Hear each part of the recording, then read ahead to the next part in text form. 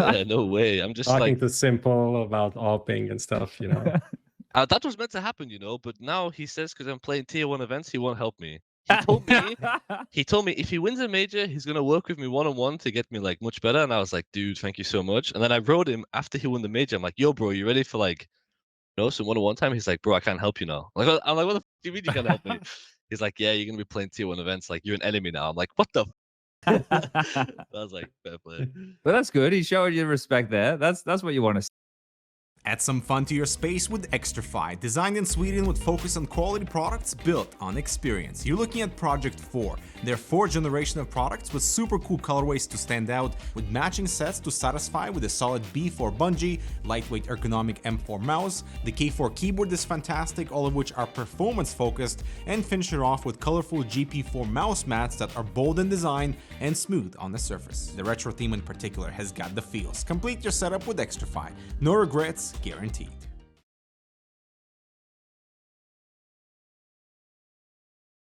These bombs go to the teammates. I wanna see you falling fast.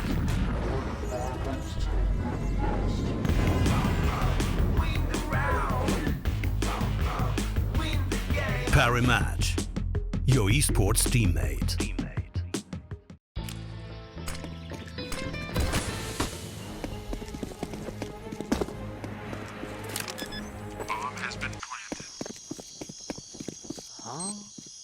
Hey buddy, let me show you how to fix that. Bitskins.com. Buy and sell skins instantly. Deposit and withdraw funds instantly with crypto or directly to your Visa card.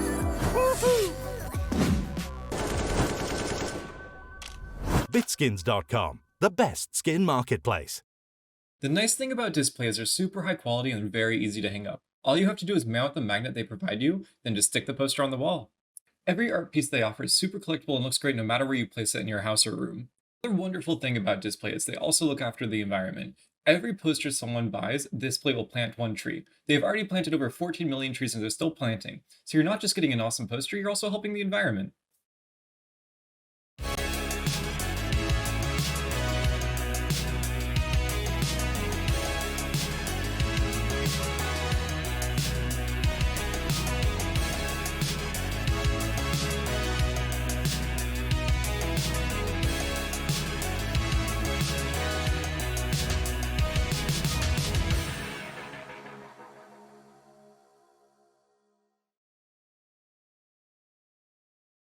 Fresh out the shower, ready for some Counter-Strike, starting with an old fuck. So we know that today is going to be the day. It's early. It's 2 p.m. CET.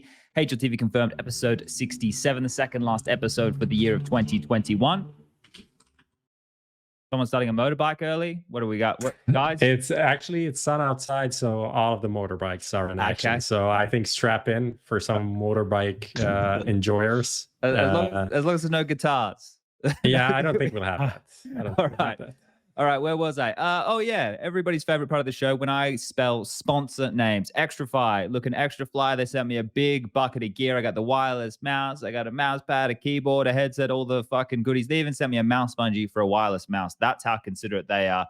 Xtrfy, if you're in the market for any of that gear, go and check them out. Displate, they're metal posters. You whack them on the wall and your house doesn't look shit. There you go. If that's not a sales pitch, I don't know what is. See these bare walls behind me? They could use some metal posters from Displate, maybe some anime, maybe some pictures of mountains or the ocean, mind you. You can check it out. They got all the good stuff that you need. Counter-Strike stuff as well if you want to nerd out your little room. Parry Match, gamble responsibly. You all know how to do that. And Bitskins, buy and sell. Skins and items, CSGO, all that jazz. They got Dragon Laws and knives and all those goodies. So if you want some skins, it's Christmas time. Maybe buy yourself a Christmas present.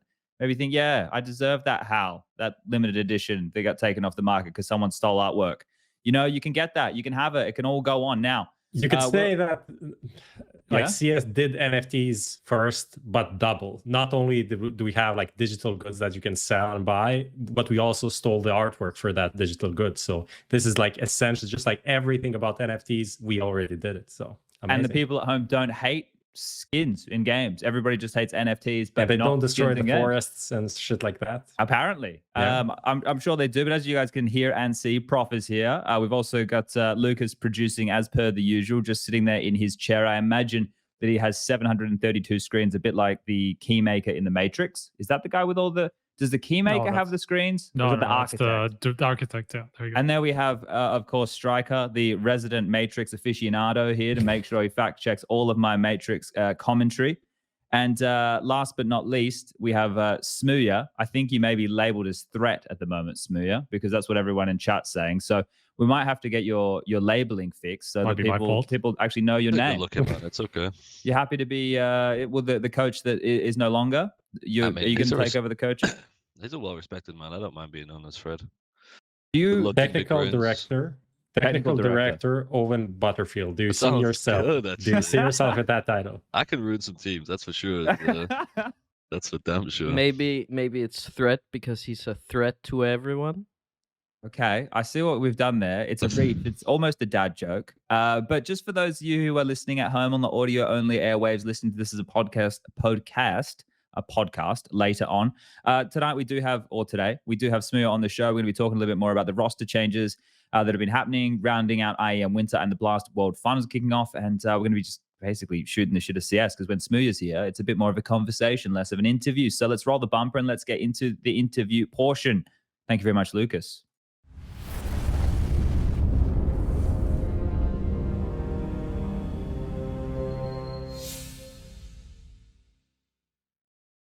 We're in the hot seat. It's warming up. When it's cold, it's winter time. smooya, is the fireplace currently running? What's the internal heating situation? Or do you have to walk around the house wearing socks?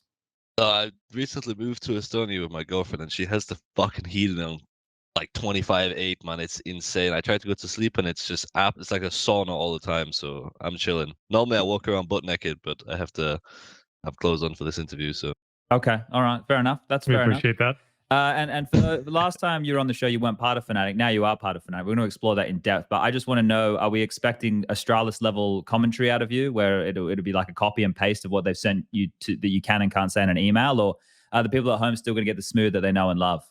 I mean, like, it's me, but there's some, of course, fnatic's like pretty big organization and it's pretty serious compared to the ones that I played in before. Like, they were all good, but fnatic's a bit, top tier. So some stuff maybe I won't indulge in, but I'll still have some smooth takes for sure. So you can't call people cunts, basically.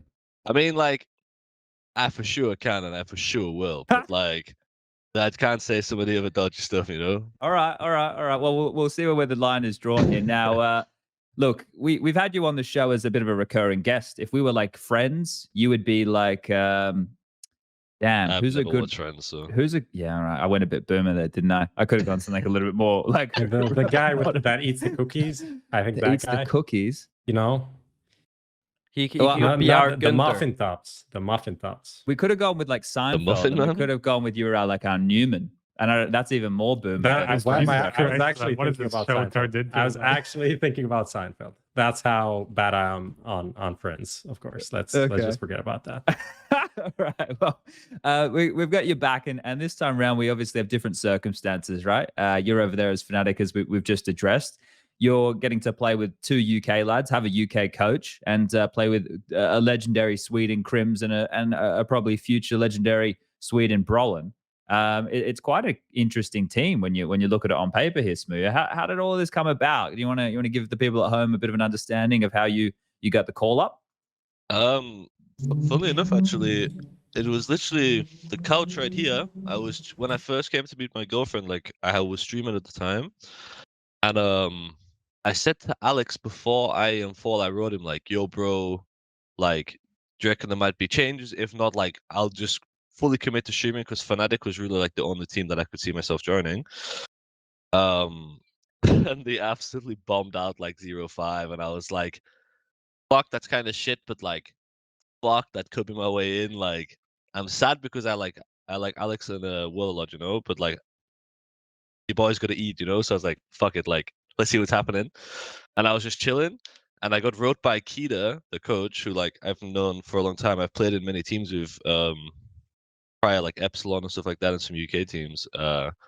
He wrote me like, "Yo, bro," and I instantly knew what it meant. Like, I started freaking out. I'm like, holy shit, it's fnatic, it's fucking fnatic. Like, I started be-upping around the room, and then I pick up my phone. I'm like, yo, like, I'm like, yeah, what do you want? He's like, yo, do you want to play an open qualifier tomorrow? I was like, let me check on my schedule. like, it was like, I think he wrote me on Thursday or something, and my original plan was to fly home. Oh no, it was Friday, and my flight home was Sunday because a lot of details here, but you know when you get your vaccine, the second one, and then you don't become fully immune for Yeah, 2 14 weeks or days. some shit. Yeah. I was flying home on the 13th, so I still had to do some like bullshit quarantine stuff for when I got back to UK at the time. And he said, "Yeah, we need you home tomorrow." I'm like, ah, fuck, can't change my flight because it's some dodgy ass airline, like super cheap flight. It's like you could never even change it if you tried. Fuck. So I had to pay 400 euros of my own money to get home, like next day, go home, play the qualifier, and we didn't lose a map till we played Gambit, and the rest is history for now. I think wasn't there you stood in and then they had someone from the academy team stand in after you? Isn't that what happened? Yeah. Like That worried me so a little bit. I was like, it's going well. Why are they doing this? no, What's no. going on? That was discussed, but nobody like read like the fine print. You know, everyone just saw fnatic to smooya to fnatic and was like going crazy, like holy shit, it's happening. But it was stated that I'm only gonna play the open qualifier of this one event. So then we played the qualifier, destroyed everyone, and then they had to play. It was Copenhagen Flames. It was like one of these Malta events or something like that, like some Malta vibes or something maybe? yeah, I think so, something like this. And I wasn't even asked to play it. Like I knew when I went in that I was only playing the open. I assumed I would play the closed, but when they said maybe I won't, I was like, ah, fuck, like this is a bit shit. But I knew it, you know, so I can't get too mad. But then it was just some stuff with the roster locks between Movistar and fnatic. And then like honestly, I said it on Twitter, but like without Movistar, not only with like the time I had in the team, if they weren't like such fucking amazing people, I wouldn't be on fnatic now. Like they pushed everything, they did everything. Like the transfer fee for me, you guys wouldn't even believe what it was. Like I'm not gonna say it, but let's just say it's the cheapest I've ever gone to a Fnatic got a team. bargain. I mean, it wasn't really a transaction of money. It was more just like, just go, fast, and they just like threw me, and I was like, holy shit! Like no other org would do that ever, you know. So I only have like Movistar to thank like for it even happening, because they could have just been assholes about it and like, you know, kept me, but they stayed to their word and said like, when I get removed, they're never gonna make it hard for me to leave, and yeah, so Movistar are the MVPs, because without them, like I would still be streaming probably, something like that. Okay. So That's good news. even after the first open qualifier, you still didn't know if you were gonna even try out a little bit more with the team? No. I only got asked for the open qualifier, and then that was it. They said we like, because that was the agreement between Movistar and Fnatic because of the roster locks. It was something like I played on like the weekend, so like the Saturday would have been the second day of the like open qualifier, or the Sunday maybe, and the roster lock was Thursday, so they had to fix my whole negotiation for my trial contract, everything, like swaps, this, that, the other, in like 3 days. And like you guys know in esports, that's quite fucking hard to do because everyone's just AFK, like doing nothing. But everyone put their shit to the side and got it fixed. And very nice. Then after that period, they trialed Regali for like the close qualifier thing and maybe something else. And then you got back and you're handed a trial contract, from what I remember. Is that still the situation, or were you fully signed for Fnatic now? Yeah, my trial contract ends in actually a month from now, but I haven't really had like the talk yet, I guess, but I don't know what I can and can't say, but that's all I know for now. Like just being open. Like I haven't really. I mean, it's the break, right? So no one's really like. I'm not pestering them for a contract or anything, because I'm just fucking got my feet up playing Valorant all night. Like I'm not doing anything with my life. So really helping the contract situation right there. Do you want to try it's one playable. against me? No, it's playable. Like, I can do what I like. Man. What he meant to say was he's in there, he's grinding, he's in refrag every night. I'm mentally resetting. That's what I'm watching doing. some demos. Yeah, no way. I'm just talking like to Simple about AWPing and stuff, you know. That was meant to happen, you know, but now he says because I'm playing tier 1 events, he won't help me. He told me if he wins a major, he's gonna work with me one-on-one to get me like much better. And I was like, dude, thank you so much. And then I wrote him after he won the major. I'm like, yo, bro, you ready for like, you know, some one-on-one time? He's like, bro, I can't help you now. Like, I'm like, what the fuck do you mean you can't help me? He's like, yeah, you're gonna be playing tier 1 events. Like, you're an enemy now. I'm like, what the fuck? I was like, fair play. But that's good. He's showing you respect there. That's what you want to see.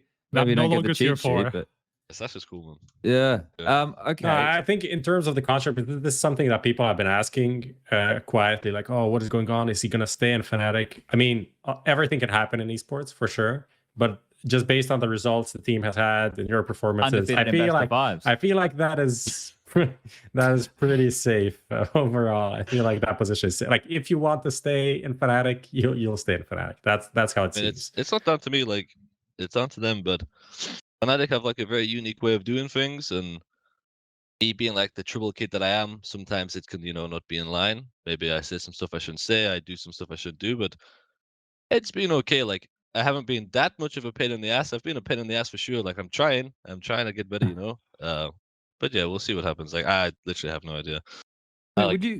Would you consider this angle though, right? Like, in wrestling, right, or even in MMA, right? Okay, There's MMA, that's better. That's better. Yeah, okay, there's people who choose to be the bad guy, right? Like, if you took Khan aside and you said, listen, mate, there's no real heel in Counter-Strike. Everybody else, they're pussyfooting around, they're too nice, they're in interviews saying, yeah, just want to have a fun game. What if we go the other way? We're British. I'll talk to Sass for the whole team. I get Crims behind me. He looks like he'd be a scary man in a dark alley, and we'll go the enemy arc here. Like, have you considered that? No, but it's definitely not a bad idea because like Fnatic were hated for like 4 years, and they did this whole video like this thing, with the whole bullshit. Like they were like literally the bad guys. So I thought like maybe I can be a little bit of an asshole and get away with it, but no, like at the beginning I was trying to push too many boundaries for sure, like because that's how I am. But then I kind of just got the absolute fucking backhand from Jesus himself and was like, shut the fuck up and do what you need to do. And now I'm just like, I'm sorry, Dad. I'm just all right. Yeah, fair enough. Keep your head out of trouble. Really. Yeah, I'm trying. That's all it is. Just not get fined any more money in my career because I've already cost myself a lot of money in the last 4 years. So, well, I guess that's the most fined esports player in CS history for sure. What about organization? That depends on. Yeah, exactly. That depends on if you mean like an organization or a tournament organizer. Because I'm talking like body of work. Yeah. Like, whew, 2018 was expensive, man. That's what I can say. When I was in big, man, boy, I was such an idiot, man. I used to just say the stupidest shit to people. Holy fuck. What is the stupidest thing you can get fined for? Not. Oh, okay. An admin made us set up early at an event. Like, it was first map, he made us leave our practice room halfway through the first map. And when you're set up on stage, no internet, no nothing. All you can do is aim bots. Well, back then. We'll get to that. Don't worry. Yeah. So I'm like, I don't really want to do that. Like, I have my deathmatch routine I always do. And he said, you have to do it. It's my decision. I'm like, okay, you fucking. And then that was the first fine. And then he made us set up. And the fucking first and second map went triple overtime. Last map 16-14, and I fell asleep in my chair, and I got fined for sleeping in my chair for 2 hours before the game because you got fined for sleeping. Yeah, like what? I was like napping in my chair, like absolute AFK. And then and then when I woke up, I then went to said admin and said, "You are a blah, blah, blah, blah, blah, blah." And that's where the third fine came from. Because it's just like, it's so Did you win the game? Of course not. We got absolutely banged. and then our team insta died. Like, before that map, our team died, man. It was so fucked. It was so fucked, man, I swear. Then I got kicked. Oh yeah, okay. Oh dear. That was Dancer 2018, the pro in December. Oh dear. That's an entertaining story, at least. You have that to take away from prize money, though. This is prize money, though, right? Not, or is this like an actual fine too? Between me and you, I've cost my team a lot of money, and I've cost myself a lot of money. Holy shit. Smooya finishes an event and then sends money to ESL. That's how it is. It's like, thank you for letting me play your event. Here's 10K. Oh dear. Okay. No that though. No more. I'm trying to get better. Oh, I guess we could use that, right, to pivot a little bit. I mentioned at the start, obviously playing with the UK boys. Well, I don't know. Alex, for me, he's like me. He's a double agent, right? He's got a British passport. He's got a British accent. I don't have one of those. But is he French? Is he British? You have a British passport? Yeah. What the hell? How do you think I'm in Europe? I don't know. I don't know the British passport. Yeah, my dad was born in Bath, mate. Jesus Christ. Question again? Let's move on from Bath. Yeah, so it was the fact that this team now is with UK boys, right? You mentioned the relationship with Kita, obviously brought up m0NESY as well, who's part of this like with the Cloud9 stuff. Obviously, we know that Endpoint tends to be the flag bearers for UK Counter-Strike, but now it's you guys, and you're joining forces with the Crims and Brolin little combo right there. So the team, you want to talk us just through a bit of the pieces and how you view all that? Like, I think it's a, you know, when you look at something and it just shouldn't fucking make sense, like, or like, let's say you look at the recipe for like said food and you taste it and you're like, that's not how it should taste. It tastes fucking good, but I shouldn't like this. That's kind of like the people on our team. Like, if you looked at it from outside, you'd be like, yeah, that's never gonna fucking work. Like, never in a million years. Like, there's 3 super quiet guys that just like have no opinion on anything, and then there's me and Alex that just like have an opinion on fucking anything and everything. Like, you could say something that has no relevance to CS, and me and Alex will be like, we disagree. Like, just argue for no reason. Like, it's just how we are. But it's like, it doesn't really make sense. But because I think it's Crims and like Brolan that are the most important, because like Brolan's the guy, well, the child that always wants to keep like a good environment, you know? He always says like, have fun, have fun, have fun. And that's like super important because he can't really play if the environment's bad. And apparently, like in the last roster, I don't want to speak so much because I don't know it like full well, but they had a problem with like getting hyped, you know, and it was like always too silent, and that was one of the main reasons why they wanted to bring me in, because I'm a loud bastard when we're winning. Yeah, so that part's good. Alex is Alex. Like, before I joined, I honestly thought he was a shit IGL. I've said this on my stream as well. I was like, this guy's scammed a living. Like, he has no idea what he's doing. But that was my honest opinion. Like, I thought, like, I genuinely believe that. And I'm not saying it just because he's my teammate, but he's already taught me more than I ever expected to learn in like 1 year of CS. Never mind 3 months. You know, like, he just brings a lot from his past teams. Like, the way he improves, the way he like anti-strats and preps for a game is mind blowing. Like, Peter does a lot of the work, but it's mostly run between him and Alex, like they bounce ideas, you know? And if we didn't have Alex doing that, like, I wouldn't play anywhere near as good as I play. He also sacrifices everything for me. Like, I'm not saying I'm not Zyro before anyone in chat clips this and says, it's no, you think Zyro. I will never be as good as Zyro at Counter-Strike, but he treats me like I'm Zyro. Like, if I want to go get eco kills, he'll take my AWP and let me just run and take eco kills with my 10. Like, he'll always make sure I have AK second round. Like, it's really crazy, man. And it's like, you know, I'm just like weirdly grateful for having like not just him but everyone around me to do that kind of shit, because everyone's like sets me up super good to like play good for the team, you know? So yeah, and then m0NESY is just m0NESY. Like, that guy, you can ask him how he is and he'll start laughing. Like, he'll just laugh at any joke. He's never a problem. He always watches his own demos, fixes his own shit. Like, and then Kita's just Kita. Like, I love that guy. So Well, the Kita one's a bit interesting, right? Because for a lot of people that don't know him from British Counter-Strike, then they know he's like doing observing for FaZe, and then he rocked up being a coach, right? yeah, So for a lot of people, it's an interesting career arc right there. But Kita's been around the traps for like a long time, right? a decade. Yeah, it's been about. But I mean, like, Jamie got his first chance on a team in Epsilon with me, like my first chance too. When I got to build my second time on Epsilon, when I got to build a team with like Robin, T-Sack, Cosmin and stuff, I needed a coach, and I thought, I'll just take my friend, you know? Like, I didn't know he was good, but I was just like, I'll take my friend because I have some like leverage here, so I'll just take all my friends. And then he turned out to be insane. Like, back then, he wasn't like as like what's the word, like, not demanding, but like he didn't use like the authority that he had, you know? Like, if I said to him, if he takes attack pause, he wouldn't be like, guys, you know, we can do this, and like motivating. But like now, he's got like, after his time in Complexity, and I've seen him now on Fnatic, like, he's for sure one of the best coaches I've worked with. Like, still number one's Toby for me, but he's like a close second, and he's the only person I can say that's like close, like in-game knowledge to Toby, you know? And like, he's trying to improve at getting like more motivated and stuff, and super good. He also understands me, so I work pretty well with him, you know? Okay, cool. So how much, you know, obviously you weren't like the first British person to enter the team, and you kind of came in at a later time, so maybe you didn't really catch the cultural shift in the team necessarily. But was there something that like you came into the team and just took some time for everybody to get adapted to each other, or how did that go from more like a cultural perspective? Because like those guys never played with anybody outside of Sweden, you know?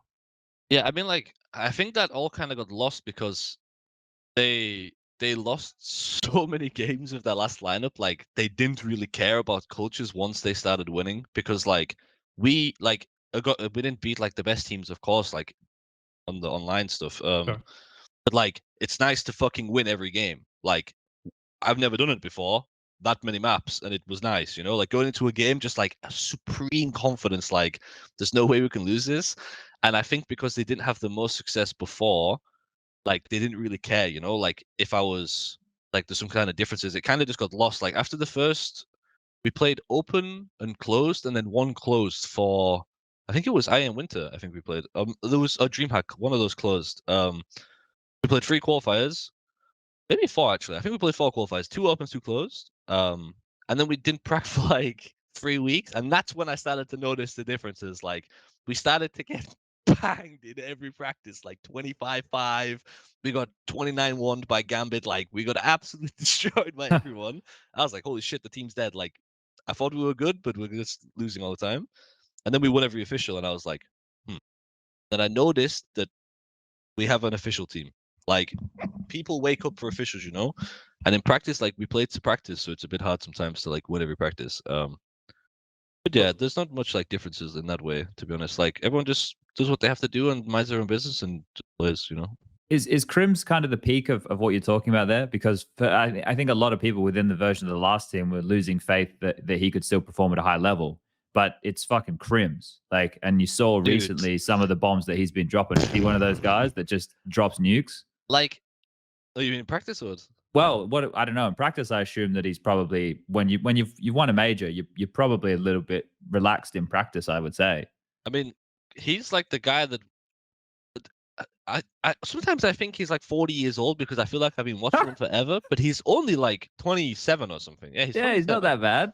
And it's like the mindset he has towards CS, it completely makes sense why he's been around as long as he has at the level he has been. Like he's just a student of the game. Like he's always asking questions. He's super curious about every situation, not even from his screen, you know. Maybe something happens to leave a bomb site and he's like, guys, can you explain to me what happened? And it's like I've never played with a player like that who's been around as long with the success that he's had. Because like if I've won what he's won, got the dollars that he's got, especially on the esports earning website, I'd be fucking out of here. Like he's been about, you know what I mean? And he's still like so hungry to play all the time. And it's like, for me, it makes me want to play even more, you know? Like, so it's super nice to have him on the team. And he's like never nervous. And of course, like that makes sense because he's fucking been around the block and done everything. But like, when I say nervous, I mean like not even 0.1% nervous. Like he's fucking stone cold. Like we're 41 down and he's in like a 1v5. He's just at like, you think he's gonna win every round, like because he also just has the sickest fucking aim ever. Holy fuck! But yeah, I've seen that guy hit some one taps that like Nico couldn't hit in practice, and like it's insane, honestly. But that's the kind of cool thing with this team, right, boys? Like you look at the pieces around, and you know, said, oh, maybe on paper it doesn't look like it makes sense, but Crims is super experienced, right? Alex has been around the traps now, doing some in-game leading stuff. Yeah, well, apart from m0NESY, to be honest. Yeah, to different levels, right? Like you've obviously had your time in the sun, and now you're getting to go back there. And this also, way I was explaining it, like I would come on TeamSpeak late at night with like Machine and stuff in there, and I was just like, "Hey boys, just in this like fnatic win streak and shit." And then I'd like bring up the stats and be like explaining, and Crims is playing well, and that means that like m0NESY, it's getting by him a buffer that he can, you know, kind of take his time to get there. And like I would just like build this like story of why this team could work and shit, and getting them excited because obviously Machine and Henry, they love the UK story, right? Yeah. So just building all that up, and it just makes sense. And now obviously with you, who everybody has known has been talented for a while, you just have your other plights and pitfalls that have plagued you to this point, right? Now that's all out of the way. This is the opportunity. And then I guess what we can do, maybe, because you already talked about the online stuff, right? You said you were practicing and you were getting smashed in practice, and then online you're winning every official. I guess we can jump forward to the IEM Winter stuff, right? Yeah. Because there you get a bit more of a test, obviously being on LAN. You started with the best of one against Gambit on Ancient. 16-9 loss, yeah. Yeah, and it was close for the first 9 rounds, and then I think the game kind of got away from you guys, right? Like, because me and Alex were casting that. I think the first half of the first half was kind of close, and then but what were the big differences from the team online to LAN? Was it just the fact that it was a LAN and you're versing these good teams, or was there noticeable things that were different from your perspective? Like, everyone on like our team had like a different perspective about like why we lost that game. Like for me, I just said we felt a little bit shaky individually. Like Hobbit was literally just fucking floating on water, walking at mid alone, just one tapping 3 people, and it's like online as good as Hobbit is, he's not gonna do that to us. Like maybe he kills one or does like 150 damage, but he's not gonna kill 2 of us. Like he's just not. And he was walking out and killing 4 of us by himself and shit. Oh, that 1v4 you guys lost on Vertigo. Oh please don't, man. Oh, Oh, don't, because that would have been a 2-0, man. Yeah. They would have been sat where I am, and I'd also be sat where I am now, but I would have played longer at the event, you know. No, but it was a weird one because I can take a lot of the responsibility for that loss because they were abusing the fact that we didn't have an AWP in Donut, and we only ever had money for one AWP, and I literally said like we took the pause at like 6-3 or something, and I said, I need to just AWP A. They're abusing A. Like Axel's just walking on A like the little fucking speed demon that he is, and just taking time in on Freddy, and Hobbit's just crouching out middle alone every round, getting into Donut. Like I need to punish them. But then what did I do when it was 6-4 and I had AWP? Directly towards B, of course, like an idiot. Next round I get AWP. Where's your boy? Behind the mid smoke. Like what am I doing, man? And they're just popping A fucking repetitively. And it's like, yeah, I said I needed to do something and I didn't adapt. So, and it would have been a game changer. Like if we got like 9 rounds instead of 6, and we take pistol, maybe it's like a completely different game, you know. And we would have had more confidence. But we felt really shaky going into the second half because normally we're very strong on CT Ancient. So yeah, I can take a lot of the blame for that. And then apart from that, we just didn't hit shots. Like we just weren't feeling it really. Fine. That just comes from like LAN jitters, like our first LAN, you know, like. When you've won so much online, it's not about winning that much. It's just like, it's just your first LAN. That even if we lost every game online, we would have had the same LAN jitters, you know, because it's our first LAN. Like everyone has it. It's not like unique to us or something. Yeah, I was going to ask about that because, like, if that's at all comparable, you know, because you were talking about like confidence being sky high when you go to online matches, but I guess things like everything kind of resets once you go. It's to unknown. It's like you're 0-0 again, you know. Of course, you can try bring we beat Galaxy Racer in a best of 1. We're gonna beat Gambit on LAN. Like that doesn't fucking apply, you know. So yeah, it was kind of just it was a coin toss, and we also didn't really expect Ancient that much. So yeah, or maybe we did, but I didn't. I think I prepped for another map, and then we played Ancient, and I was like, "What the fuck is going on?" So that's another mistake that I made. So I can take the blame. I can take the blame. Yeah, I mean, you bounce back from that though. You beat the Ents, who are kind of with Snappy. Who are kind of shaky at the moment, but still you beat them, and then you beat Big after that. And especially the big game was especially interesting. Inferno, 16-7 loss, Crims 30 bomb. Oh yeah, nuclear bomb. Yeah. What this game, by the way? Here we go. I remember like I don't know what happened, but like I could literally see Saracen. Before anyone thinks that I'm not speaking literally here, but like I watched Sony demos and I knew exactly how he moves. I knew where he was like just from him breathing in the server. Like he peeked me middle, the fucking newbiest way, like 3 times in a row, and I was perfectly set up for it. And every time he peeked me, I blinked like. And I was holding for like 18 seconds like this. Like he's gonna come. He always comes. He knows I have AK. He can't help himself. He has to peek. I hold tab. He's 1-5. He's desperate. He needs this kill. Peeks, insta headshots me. I'm like, fuck. And then I'm like, okay, next round. I'll get it next time. Let's go. Same thing. Insta headshot. I'm like, shit. Like this game's going bad. And then I held tab and Crims was like 15-1. I'm like, what the fuck is going on? How are we 10-1 down? And then yeah, it was mental that half.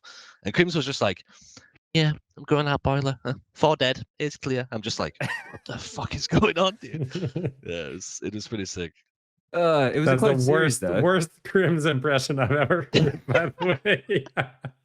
I mean, I haven't heard his voice in like 10 days. I kind of forgot how he sounds. He's pretty quiet. He doesn't speak a lot, Crims. Okay. He speaks a lot, actually, but probably to you guys. Well, not to me, but he speaks to the team. Okay, there you go. You're ignored. But that was a close game. You ended up winning on Mirage and then Nuke, but it was super long. And that day, right, this is where everybody's like, the scheduling was like a dog shit, man. But every single game that was played that day was super long. And you had the unfortunate reality of having to play until it was like 2 a.m. I think you guys have finished. And it was quite clear come overpass. You're out of gas. Yeah. Holy was it? Just out of shit, gas? this fucking overpass game, man. I remember I finished, and then I started talking about my travel home, and I was like, fuck, I need to book a PCR test. My test was 48 hours ago. And then the woman said, "You took the test 8 hours ago." I said, "No way, I took the test today," because it felt like it was yesterday. Because I checked my phone, like I wake up, I'm already in a hotel, it's already dark, like you know, like Classic everything. Sweden. I mean, it's like 11 a.m., but everything's already like closed off, you know, because it's like a gaming room. Yeah. I play a best of 3 that lasts 9 hours, and then I go outside and it is dark, and I'm like, okay. Oh, you have to play again. No worries. Another 7-hour barn burner. I'm like, oh fucking hell. Then I finish and I check my phone. I'm like, when did I wake up today? Like fucking 7 a.m. or some shit. It's fucking 3 a.m. and I've just finished. Like it was so crazy. And I remember when we finished, Alex and m0NESY's fucking taxi to the airport was coming in 45 minutes. No way. Their flight was 5 a.m.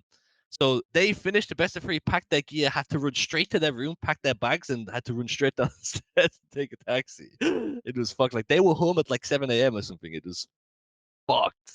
But that is rolling back the years. That's like it was nuts. Like I remember I was like, where the fuck are you guys going? Like, because I went to the room for a shit because I needed a shit for like 5 hours, and I finished and I walk. I'm like, what are you two doing? They're like, bro, our taxi's outside in 25 minutes. I'm like, dude, there's no way. And then they had to go home directly. So oh dear, it was fucked up. But they didn't even know. Everybody's speedrunning it when they get out of the event, and they just want to get out of there as soon as possible, man. Yeah, but it was like. I remember like they didn't even know. Like Alex was like, "Yeah, let me check when my flight is tomorrow." And he's like, "My airport shuttle's in 35 minutes." Yeah, this they must get be you out wrong. there 3 hours before. I mean, it was booked like 2 weeks in advance, but we didn't expect to finish at fucking 4 a.m. or some shit. So yeah. Well, so something I wanted to touch on from that Gambit series. I know you're not gonna want to relive let's that. go. But, I'm ready. But especially like Vertigo, because I was looking at that game. And I felt like you guys were just completely all over the place. I don't know if it was the time or what happened there, but just like every time I saw somebody just like being like, let's say you were just like about to execute B, right? And I think you were just like right up on the, like after the little board that like people hide behind. Yeah. But like all of your team was like on the stairs and I don't know, setting up for the smokes or something like that. Somebody like flashed around. I don't remember exactly what the round was. I remember that round because Alex said, this little mother flower, he says, Owen, it was 4v3. They had fucking no money at all. Like they have like 5-7s and they had 1 flash on Inters, and that's the guy who flashed and destroyed me. Oh, he guys fucked you. Yeah, from first. And Alex was like, walk up and aim first. He wasn't first. He was close right. So I'm like, okay, let's go, Captain. I'm gonna listen to you. And like everyone started panicking, including myself. I'm shitting bricks. Like I'm like acting all confident walking about. I'm like, oh fuck. And then I get close, and the call was to just walk up and aim together. So I walk up. I turn around, all my boys are going back to Nobody's A. there. I'm like, oh shit, turn back around, full white, they take my AK, and then he gets like a 4K with it. But yeah, that game was like... But that's like those are situations that I saw multiple times, like where you were ahead of the play and like all the team was like on the stairs and just not doing anything. You died, there's no response, like nobody's trying to trade frag, like it was just completely disjointed. It was like a bit of both. Like I was for sure trying to overcompensate because like I could feel that people were nervous, so I wanted to be like the guy to be like, fucking follow me then, boys, But like I should have just sat back and like played the clutches because I was playing good that game. But it was like, I mean, we just needed it, like, and in a situation where I feel like everyone's freaking out, but I'm not the guy that's going to take a pause and say, guys, stop freaking out, because that's going to freak people out even more, So I'm kind of just like, it's fine we lost that 2v4, we didn't even need that round. 1v3, didn't need it, Guys, let's stay confident. And then we just kept losing every fucked round. Yeah, it was because it was 1 round 2, we went A fast, we smoked connector, their AWP just fucking runs through the connector smoke, like collapses, and I'm just like, what the fuck is this guy doing? And then there's a guy Tetris just like, it was so fucked. But yeah, we didn't play how we normally play. I'll execute how we normally execute for sure. But it's a high pressure LAN game, so. Well, I guess the framing, right, is because obviously we all know how it ended and we know the circumstances around it. But what's the takeaway, right? Was everybody relatively happy with the performance? I mean, like not individually. Like to be honest, I was super sad after the loss. I just don't take losing well. Also, when you've won, like I didn't lose an official since like April. Because I won my last games on Movistar, then I had a 4-month break, and then I won all my games since. I hadn't lost in like 8 months on HLTV. So I was like, That honestly has nothing to do with it, but I'm just saying it to flex a little bit. Again, it doesn't matter if they were tier 4, but it's still nice. But A win's a win. yeah, win is a fucking win, that's for sure. But like I was super mad because it was a case where on Vertigo, the same thing I say out loud, like Shiro's gonna peek gap this round, I'm gonna hold gap. I go and hold gap, just randomly stop holding gap without saying he peeks and kills me. And just little stuff like that is what pisses me off the most. Like, I don't know. I was like just disappointed in myself, because I hold myself to a high standard and stuff, and I felt like I underperformed the event for sure.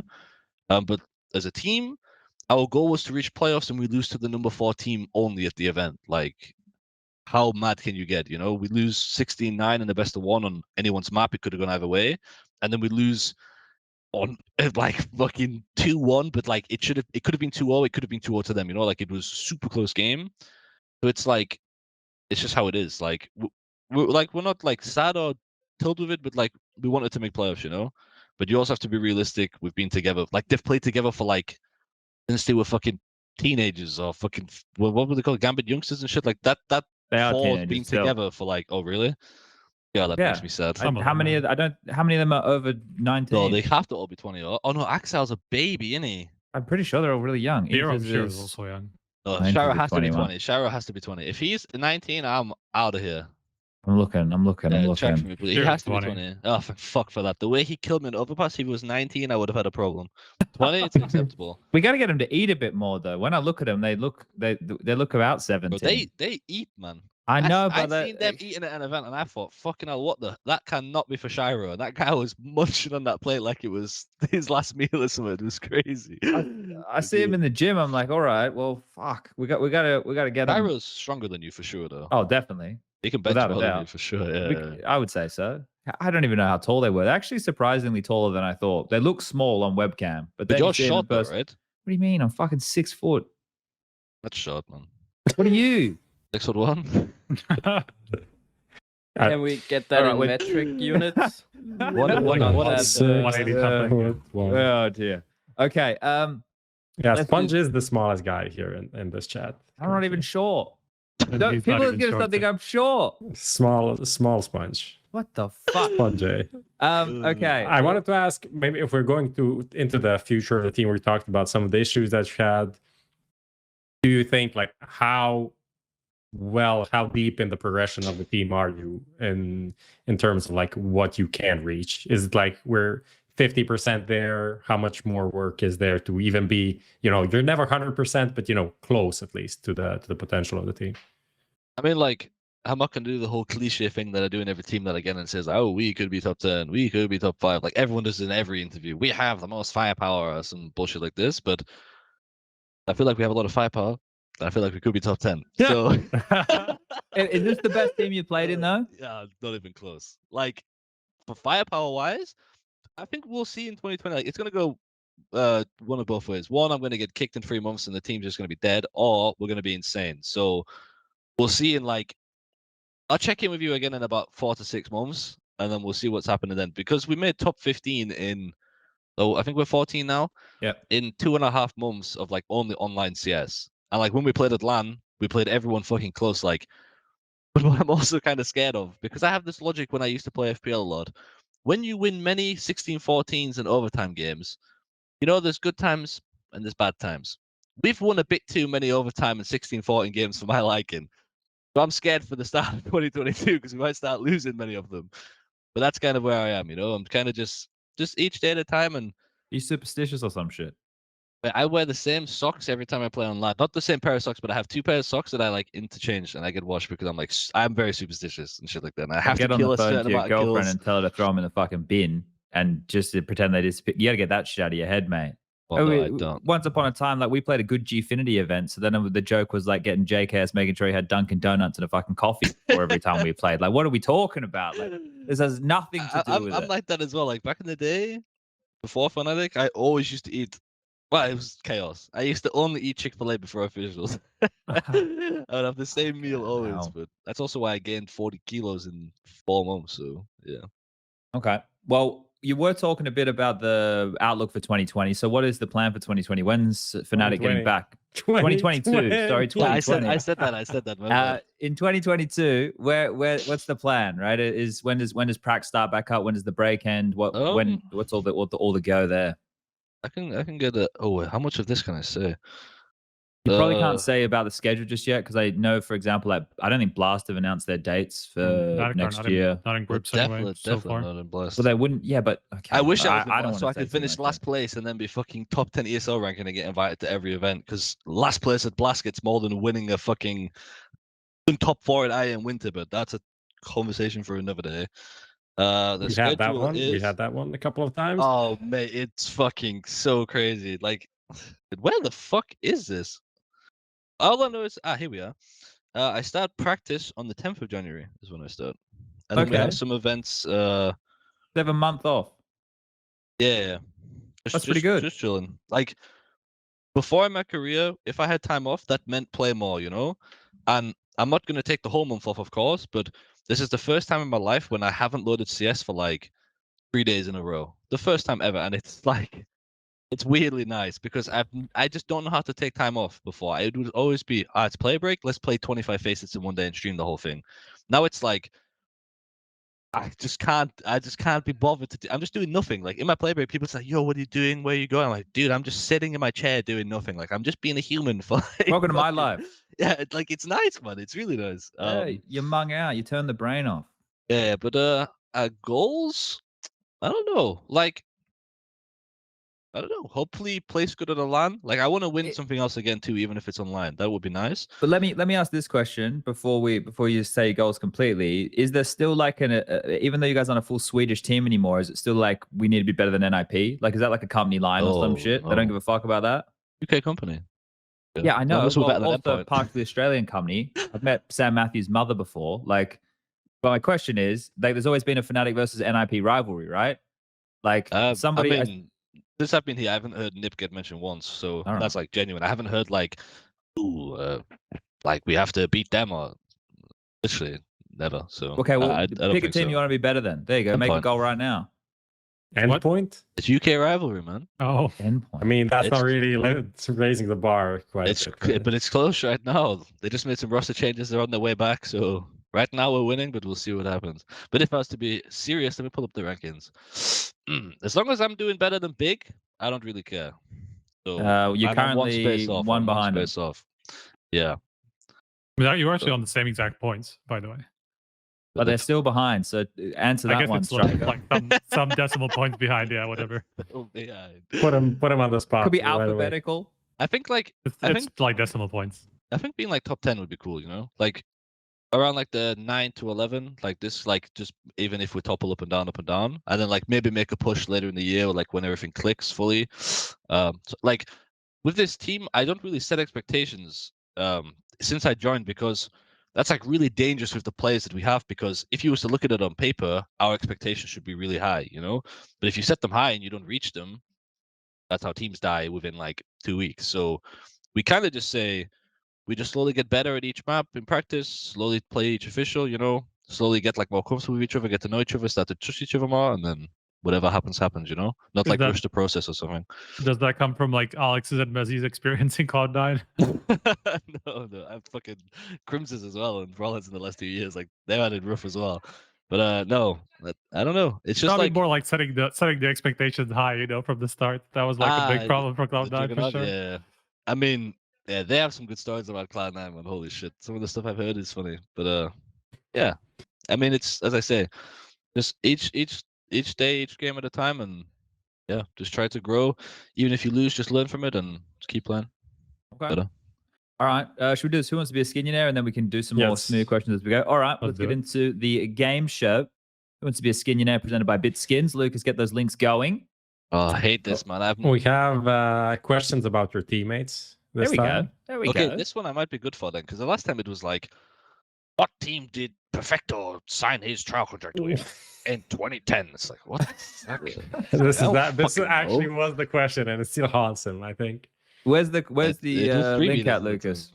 It was like Simon. You got it wrong again. Because I picked Dream Eaters, yeah. Like, that's fucking stupid though. As everybody in chat is doing right now, make sure you do type Bitskins in chat to enter the giveaway. If you use an exclamation point, you will no longer be valid for the giveaway. Exclamation and you'll points be banned from the channel as well. Yeah, and exclamation HLTV. points are bad. Just Bitskins. I see everybody spamming away, but let's kick off. Who wants to be a skinionaire for episode 67 of HLTV Confirmed? Question number 1.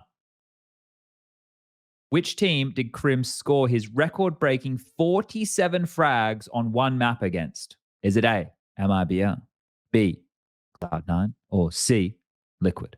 Has to be MIBR, right? Do you know the map? Are you going to guess the Just map? 2, huh? Yeah. Amazing. Okay. Let's go. 44 Smooth. frags. But he regulation. also had a crazy one on train too. He was like 40, maybe 40. Does he kills on talk train, about man. that, or you actually know like this? No, I remember watching that game. Okay. All right. I'm just checking. Did not lose that game. They did lose the MIBR game, yes. Just like the one against Big where he dropped 30 kills He's and really good when we 22 lose.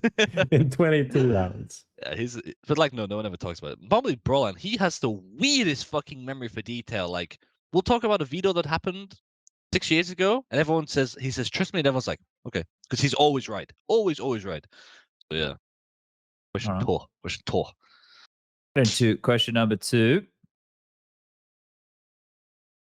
Continue Alex's famous quote. Everyone speaks about Zywoo, but if you look at most of his frags, they A, they are from behind. B, there is little impact. Or C, everyone is flashed. It has to do with free because this guy talks about his flashes all the time, man.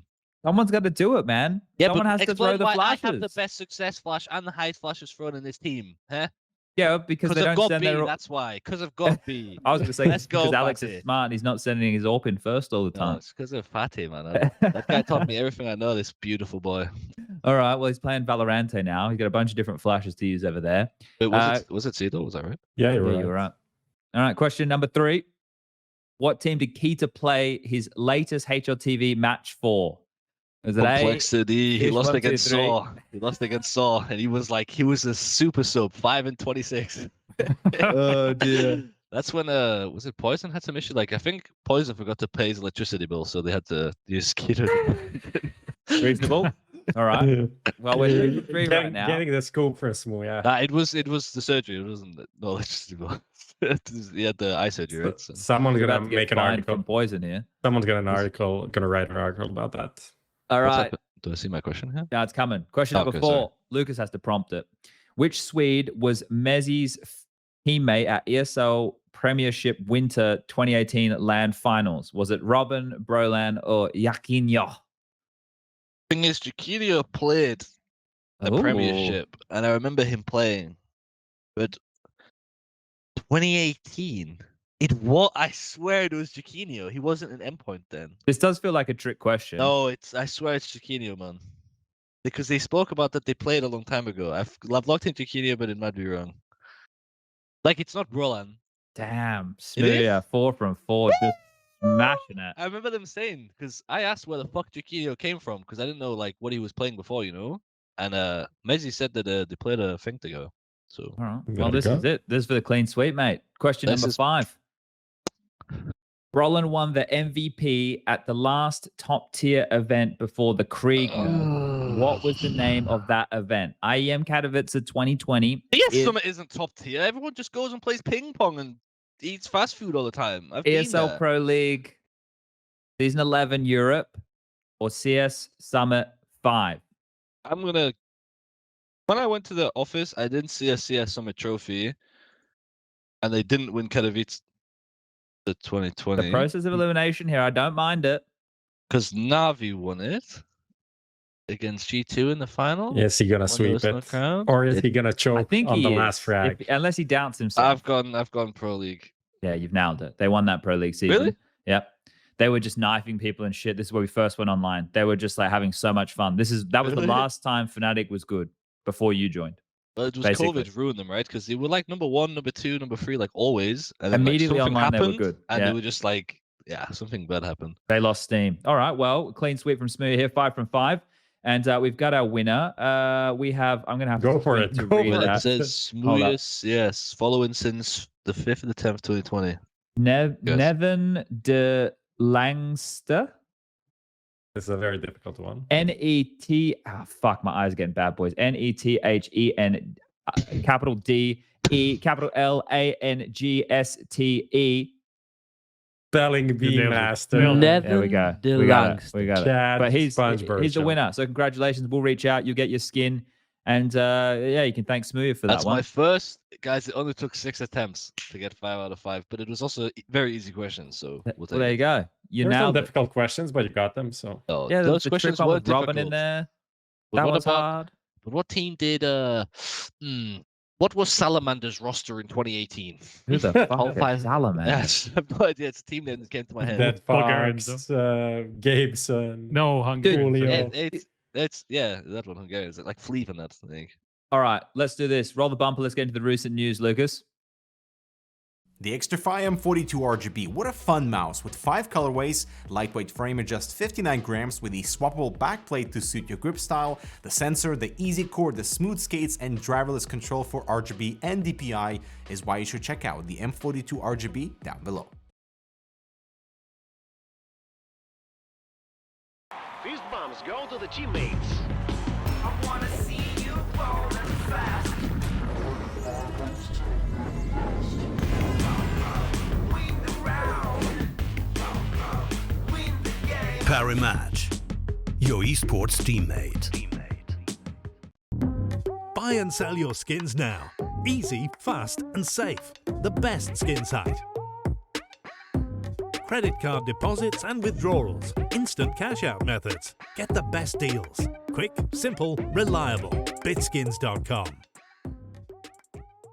The nice thing about displays are super high quality and very easy to hang up. All you have to do is mount the magnet they provide you, then just stick the poster on the wall. Every art piece they offer is super collectible and looks great no matter where you place it in your house or room. Another wonderful thing about Displate is they also look after the environment. Every poster someone buys, Displate will plant 1 tree. They have already planted over 14 million trees and they're still planting. So you're not just getting an awesome poster, you're also helping the environment.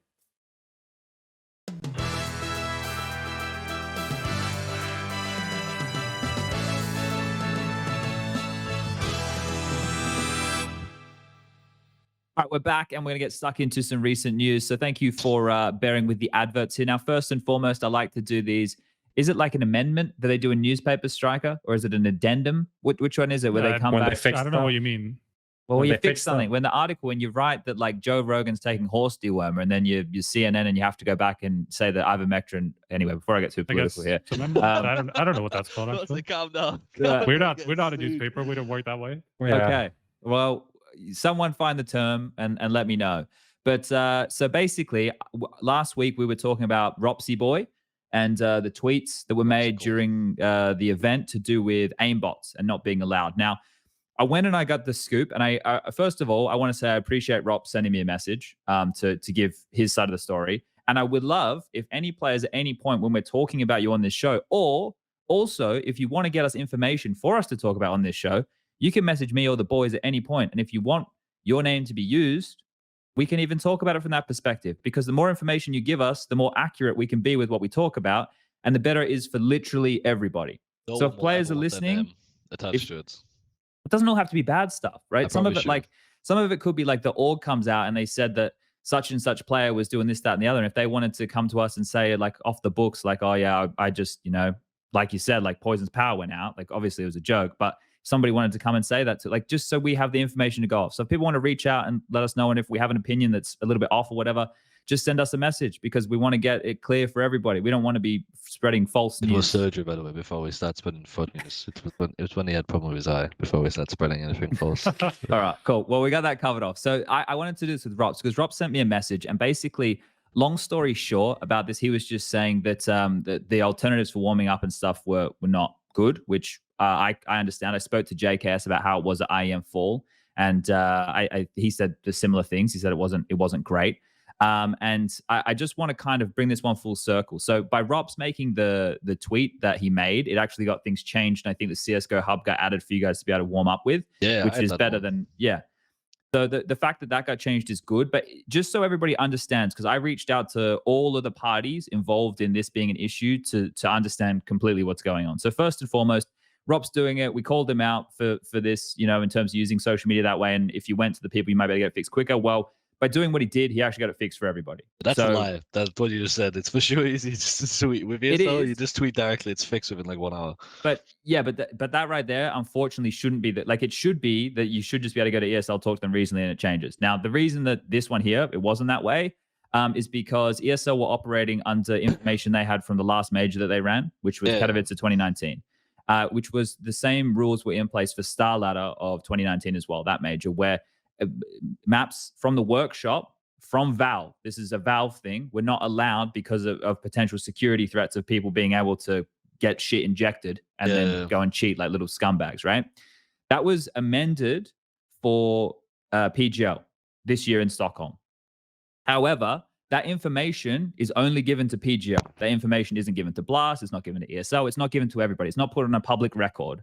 So ESL or whoever aren't just going to take a player's word, right? That, hey, yeah, they said they let us use aimbot, so it's fine now. What they're doing is, last time Daddy told us this was the rules. So I believe that ESL reached out to Volvo to get the correct answers on this. I reached out to the authority as well to ask the question, and the answer that was given was that they've changed that on the tournament PCs now. They allow. I want to make sure I get the wording correctly here. Scrolling. Sorry, everybody.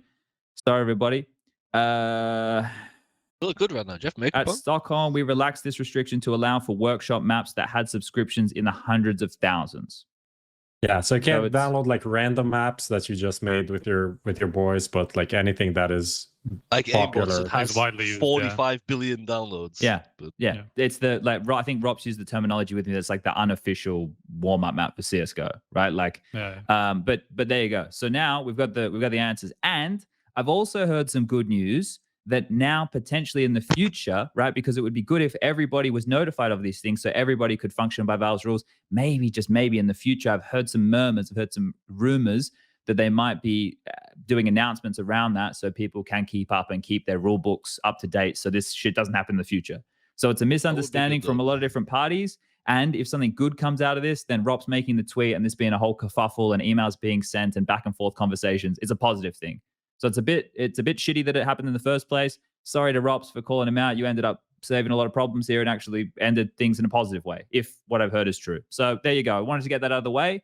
Wanted to get that one done. It was the same though with the notes too. I don't know about the notes. You know more about the notes? Shit, I have no idea about that. Dude. That sounded insane. Because when I was playing against ENS, in a fucking 1v1, an admin comes and gives me my notes and drops it on my fucking mouse pad on my hand when I'm shooting at the guy in a 1v1. What?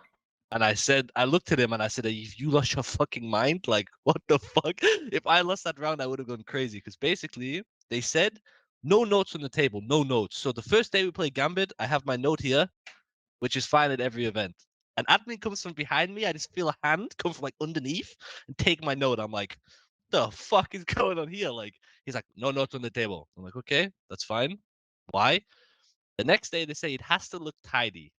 The notes have to look tidy if they're gonna be on the desk. I said, what the fuck does it? What do you want me to write with a fucking quill or something? Like, what the fuck does that mean? What is that? Tidy. I don't understand that at all. And I was like, this is fucking crazy, because if Cyrusson didn't tweet that we're not allowed notes, like this is bullshit, they wouldn't have changed it. They would have said no notes. But then the new ruling was it has to be tidy. I was like, let me fucking color coordinate which fucking bomb site they're playing on and bullshit like that so it fits your fucking needs. Like, if I need a piece of paper that says they like to go A, let me have my piece of paper. Like, it was fucking crazy. But when the guy gave me my fucking notes on my hand in a 1v1, I nearly fucking exploded. I don't understand. It was against Dotto on Overpass, understand.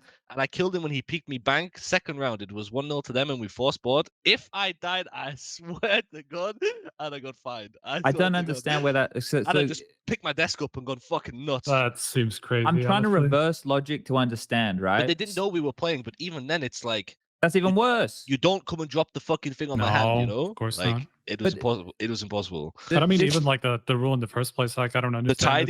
Like if it's just because of like how it looks on the stream, that seems. We used to use our wallet as a fucking mouse bungee back in the day. Yeah, like when the admin was like, "Listen, we'll allow notes." I was like, "Oh, that's cool, nice." And they went, but they've got to be tidy. I went, can you show me what a tidy note looks like? So I suppose what they're talking about with that is, right, like they want... No idea. You don't sounds want like the to same have like thing- 10 papers like spread around. Like, Yeah, but it's still like a bit crazy to have that because like I saw Simple playing and he had like one here, like one under his armpit, and he was just like fucking checking the mid round and shit. I'm like, it didn't look tidy at all. It looked cool though, because you can see that people are trying really hard, you know? Yeah, I don't see how notes, like how is notes like, okay, well, this one here, I'm going to do the same. I'm going to try and get to the bottom of this note situation But Alex said from their something in chat. perspective. Note Do you gate. see what Alex said? It was talking about getting spoken to during freeze time. Yeah, I don't know what the fuck was going on. Yeah, that was so funny when that happened. Alex was so chill. He turned around like, you fucking lost your mind. that Like, is crazy, to be honest. It was like, crazy. You but- should not be meddling with the But match at all. this is really confusing to me because was like mental, they man. got Mihao, right? And Mihao like runs a tight ship. I don't didn't know. see him though. I don't I think don't he know. was If, there. he doesn't always do every event I didn't from see him ESL, in though, no? person the whole I time. don't know what I can and can't say right now, so I'm not gonna say it because I don't want to talk about someone else's privacy, so I won't. But I'll try and get some kind of a comment from him. You can't, or but I some- will. I'm kidding. No, because like I'd like to know. I'd like to know because the it reason, seems yeah, it that's seems so crazy. stupid. Like Honestly, why? like apart from that, the event was insane. Like it was really good. But this note on my hand and the tidy notes and the admin talking from freestyle was a bit mental. Like apart from that, everything was fine. I think. This is all I can understand, right? Is that say like somebody from the product or the TV team. So people need to understand that like ESL is a company that's scaled to such a size that there's different department heads and different bullshit and everything, right? Like whereas all these other TOs are much smaller and they're much more nimble. That's why ESL is quite rigid and unable to change things because the literal scale of the company and going through Joe blogs and his fucking 6 merry men to get something done. You ever It pass a takes note that goes it's to a fucked. note? Yeah. It's But that fucked. note needs to be tidy. Let's just be clear. It has to be very No tidy. untidy notes. But like I don't think this is a good like I don't think this is good by any means. But like for example, if the TV/product people were like, we don't want it to look like it's, you know, a 12-year-old's kid bedroom, right? And then that ends up down the line to the people of League Ops who are told tell these players that it has to be like this, right? It's still dumb as fuck. Like that's stupid. Unless they you guys don't have phones with you, don't have any of that shit with you. Like if notes on a table. Notes like this is we're starting to get a bit ridiculous. Like the same thing at the major, right? With Katie tweeted something, right? I remember wasn't Katie it Bit? tweet- Wasn't Bit not allowed his little fucking Oh, yeah, the talisman? plushie or something. Yeah, Yeah. gold plushie. Like Oh, the really? Yeah, I mean Like a toy plushies on LAN are kind of a classic thing. And in esports, I feel like, you know, we had the shark for Vegas Hold up, can Squadron. We I had just- all of I these just- different things. I just want to get I mad have at someone one. I in have chat. Give me a second, boys. I'm getting mad at Nah, someone don't in do chat. it. Don't do it. It just fucking tilting me, Prof. Oh, It's God, tilting oh, me for God. a second right now. Do it. Fucking unleash. It's Get it, tilting me get for it. a second, Prof. We're gonna Indie fight. Rockstar, are you listening You to what call I'm him out. saying? Are you listening to what I'm saying? You're listening to Indie what I'm saying. Rockstar. I just said that it's dumb as fuck and it's stupid and they should be able to have their notes, right? Did I not just say that, boys? Just for reference agree. of the 3 other people I'm talking to, did I just say it's fucking stupid? Because Yeah, I'm but pretty this- sure I just said it's fucking stupid. So Okay, I then won't for try you it. to come out, Mr. Indie Rockstar, and say, why does SPUNJ always defend them? Do you mean, why do I give a perspective that I have that you don't have on why something may have been away? Something can be bad for a reason, right? I don't agree with it. I already said it was bad. I'm trying to give you a perspective on why the fuck we got there. Do you want to use your brain for a second? Because I'm going to have a fucking meltdown. I think it happened Alright. already. He's I on think the it already window. happened. Fuck. Don't go heaven.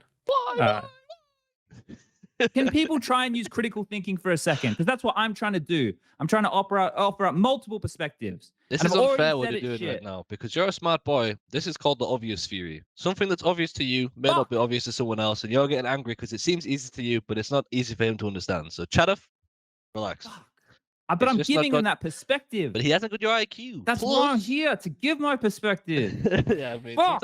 sometimes people miss that. Ah, They're too busy fucking staring cunts, into man. Prof's eyes. Holy shit, not the C word, man. Mate, I can use that We've- word whenever. I'm we the, had one of the those- last people with the pass on that Yeah. one. All right, where are we at Australians here? just don't play by the same rules when it comes to that word YouTube in isn't a general. big fan, I'll say. Based on our ad revenue, there's a lot of yellow like exclamation points and things going on there.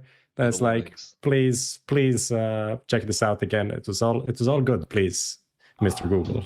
Mr. I haven't had Google. I haven't had one of those in a while. Very big profanity used. I haven't had one of those in a while. It's Honestly, just let's been go again. brewing. Indie Fox, say it again. Indie Yeah, Fox, mate. why You've do been you watching say that, too much Chad? streaming. You've been watching way too much. Too much of fucking Boba TV for Smooya here. He knows all about Indie Fox. Jesus. Okay. Was that his name? No, he was Indie Roxy Roxor or something. Who's that? Who did I just say? Indie Fox is a female streamer. Oh, I think I have tier 3 sub there actually.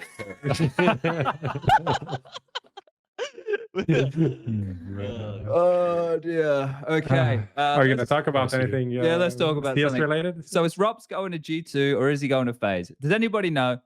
I know, but I can't say. All right, tell us. Okay. Yeah, exactly. I have no idea. But like, I mean, I've heard some stuff. But you can't say. But if you were in his position Stop. If I was in his position and had some ideas of like how he thinks, what would the decision be? I mean, like, if it was me and I'm ropz and I'm the absolute insane talent that he is, I would just take where the biggest bag is. Because like both teams, I don't know. Realistically, if you want to win, you have to go to G2, right? Because no offense to FaZe, but they're not like built to like win big events yet. But G2 are. But is there enough space if you go to G2 and m0NESY joins at the same time? That's a bit of a problem for sure. And this, I mean, I know sure as hell Nico's not throwing a flashbang for someone, and I know sure as hell Hunter also needs his space. m0NESY needs his space. ropz for sure needs his space. But then they would have to keep. Wait, who the fuck's on the team? Is Nexa like? Is Nexa there all the next to time? Harmonic. Well, there was the rumor about Lexi B as well, right? So there could have been. There's like 3 variations. There's like one where just m0NESY comes in, and one of the 2 Oh yeah, I Frenchies saw this goes. from Pimp, right? He put all the rosters. Yeah, I like think this the- has come from Overdrive as well. The guy in the Ruski. Yeah, that guy's got leaks for days, man. Yeah, fucking whoever. There's a sieve out there. So, and Where then would there you was the go? other one where it was going to be potentially m0NESY and ropz, and then the other one is like m0NESY, ropz, and Lexi B. I think. I mean, realistically, you would go to G2, right? But I mean, he has history with Karrigan, so maybe he likes playing with Karrigan and he wants to work with like the pieces they have. Because maybe FaZe are like, realistically, they're like one piece away from being really good, right? They have like a super sick AWP in Brookie, Twist is Twist, Rain's Rain. Like if Rain decides to play the game, then he can be like one of the best players in the world. If not, he's just like a top 40 player instead of like a top 10. Like he's always insane. And like everyone knows that Olaf is like the weak link right now. But it's like, yeah, I think if you used to swap ropz with Olaf, then I think it could be like a really good team, you know? Yeah, I think the problem is essentially both like the same in both teams, except I think it's smaller in FaZe in terms of like there not being as many clashes as there would be in G2. But there'll be way less clashes like, in FaZe, I think. Yeah, G2 for sure. there's going to be some issues. Because like it's much more. It seems like much more of a one-to-one replacement for Olaf than for anybody on G2. You know, at the moment, like it would be so difficult to make it all work with between Nico, Hunter, and ropz. So I think it's also because if m0NESY comes, it's like if you're going to take a player, like if m0NESY joins, it's almost confirmed at this point, isn't it? Yeah, I mean that's just happening. Like there's been so much on that I feel like it couldn't be any more confirmed without it actually being confirmed. So but like the worst thing you could do if you're G2, take m0NESY and then not let him play how he wants to play at tier 1. Like if you take a player that's only played like academy leagues and has literally walked on water and it's been his way, mostly his teams, like you have to give him 80% of the freedom. And with ropz, Hunter, Nico, there's not enough fucking space for all 4 of those bad boys, you know? So it would be, I'm scared if he goes to G2 that he doesn't get like he doesn't have time to grow. And I'm not saying they should give like a 6-month trial period where it's like, you know, because he want results fast. That's why they're buying an insane AWP. Like it makes sense, but there still has to be some giveaway to be like, he's not going to be what you need instantly because he's never done it before. You can't expect that, you know? Aren't we a little bit worried though, like in terms of the direction of the team? Because right now you're theory crafting what I think a lot of us think, right? Like there's probably there'd be too much. There wouldn't be enough of the pie to go around.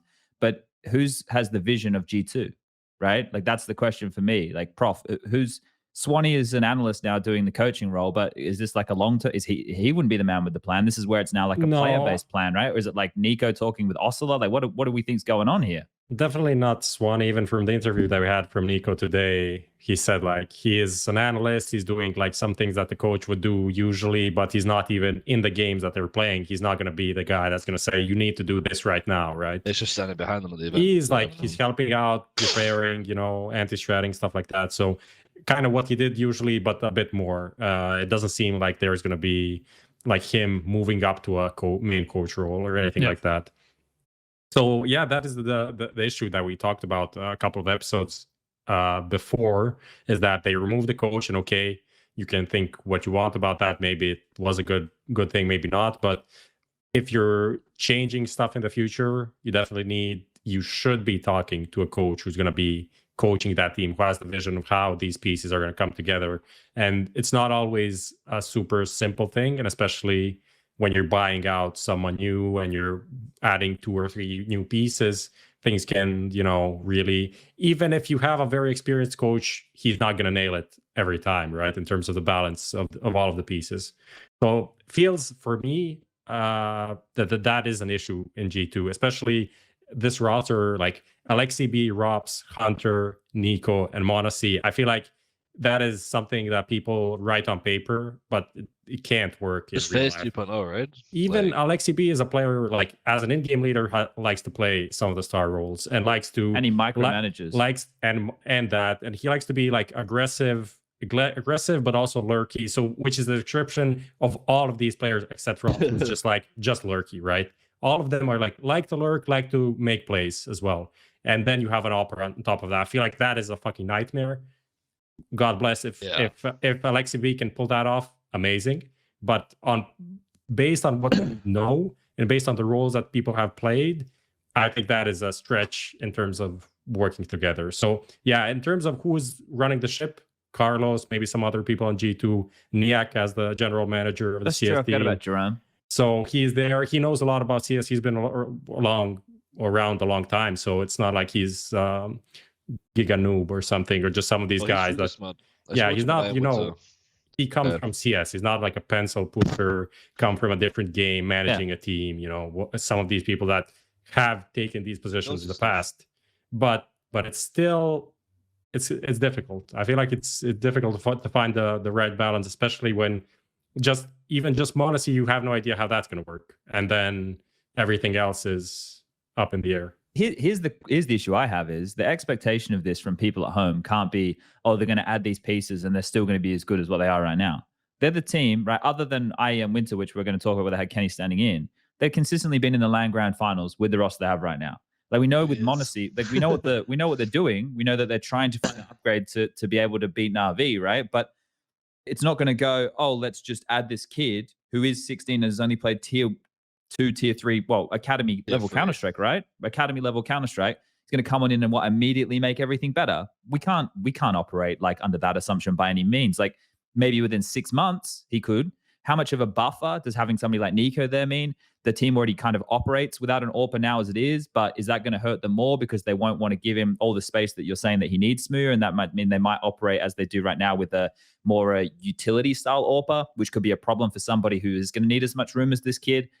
There has to be a clear vision for it, because otherwise it is a waste of money. It has to be, we need to nurture this guy as the future to be our pair with Nico, so we have our wombo combo of those two. If it's short-sighted and it's let's retain our current level of results, the poor kid's going to get cucked, and that's going to be the worst way for him to start his career.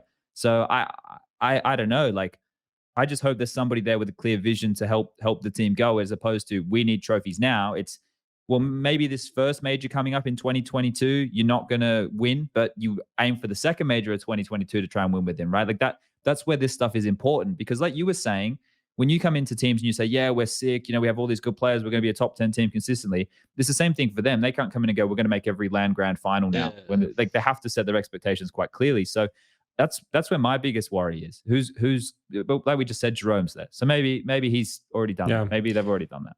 Yeah, I'm kind of worried about the thing that you mentioned about, putting so much pressure on winning trophies. And this is a thing for G2. They haven't won a trophy in so long, any trophy, let alone like a big trophy for G2 and CS. So there is always going to be that pressure. And especially because G2 is G2 and how they operate, and they want to be, the best in everything they do. But yeah, some other organization, which I won't name, which I talked to some people behind the scenes that are making moves, their approach isn't like we need to win tournaments now. We're making ambitious moves, but we have a cycle of, 2 years in which we need results. And it's not, maybe these results don't happen in the first 6 months. Maybe they happen in the last 6 months, right? But we have to get to that before we change our vision. And I understand from G2's point of view why they would want to make drastic changes right now, because this project hasn't delivered, right? And from this we know Nico and Hunter are really good. We'll keep them, and then everything else is up for grabs. We can chop and change. But yeah, it's don't worry. I know you hear the ding, and keep going, Prof. Keep going. They're having a sidebar right now. We're still here. The dings are going on. Yeah. I don't know. But yeah, I mean, I don't even think it's that much of a secret of what organization he's talking about. I thought it was someone else that saw. Actually, no, neither of those. But okay. Oh, fair enough. What my point is that it could be quite difficult for G2. It's a very ambitious move, and it's a very G2 move. So I can very understand. Carlos move. It makes sense from their point of view, right? It's in their DNA to make a move like this. So I can get behind it, but it's more risky than people try to make it sound, I feel like. The m0NESY decision, I think we can all get on board with that. The ropz decision, I feel like, from what smooya said so far and from the conversations we've had before, Striker, that we don't think that's a good move. Do you think FaZe is better suited for ropz overall?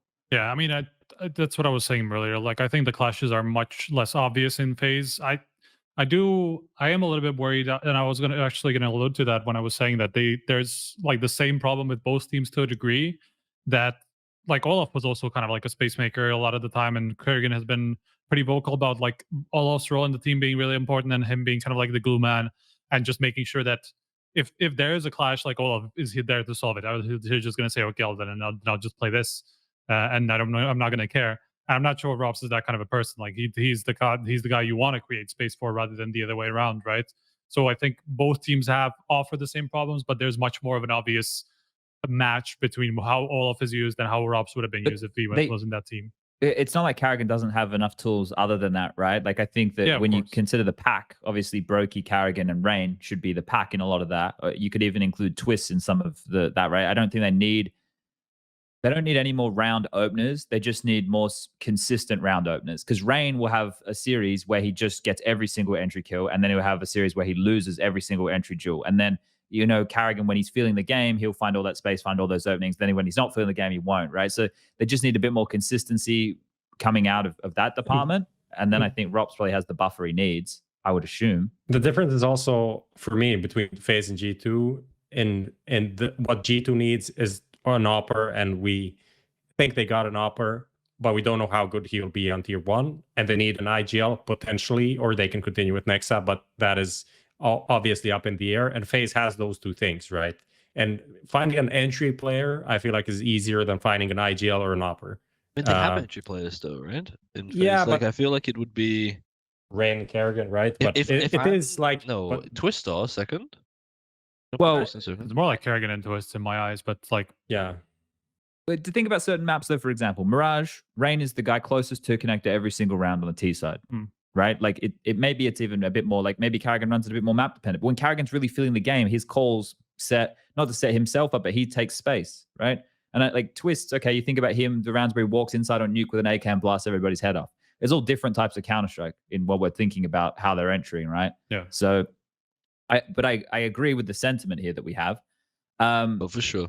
But I think that this one here, and the conversation is we're kind of all just like talking about Olaf like he's already gone, which to one of the greats is a little bit disrespectful in a way. But at the same time, him returning when he came back was framed, at least in my understanding, that this always only felt temporary. Yeah, part-time, yeah. Yeah. And I think even when we had Kerrigan on the show, he was like, the way that he was talking about Olaf seemed like, well, it's kind of up to Olaf if he wants to play or not. And it's just like always up in the air, but like where they are with him. So it's pretty clear that is kind of transitional, at least to a degree. Like, of course, there was that interview at one point, I think, from Twice that Olaf was supposed to be like a a long-term addition. And I mean, at this point, he is already a long-term addition. He's been back for like half a year now or whatever. So it's not like he's just been there for a short stint again. But it's just always when they talk about Olaf and always when they talk about that future with him, it's pretty obvious that there could be changes if either Olaf decided he doesn't want to play as much anymore or whatever it was. Yeah.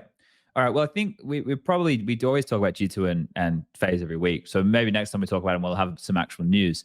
But I mean, one thing that did for people who didn't read the interview with Nico, it came out just before the show. So if you want to go and read that, but like one thing that he did say was that even with the coaching change, he said something like by the end of the year he expects everything to be announced. So at least within the next, say, 2 weeks, maybe 3 weeks, early next year, we should have news on the G2 front and where they're going to go with that.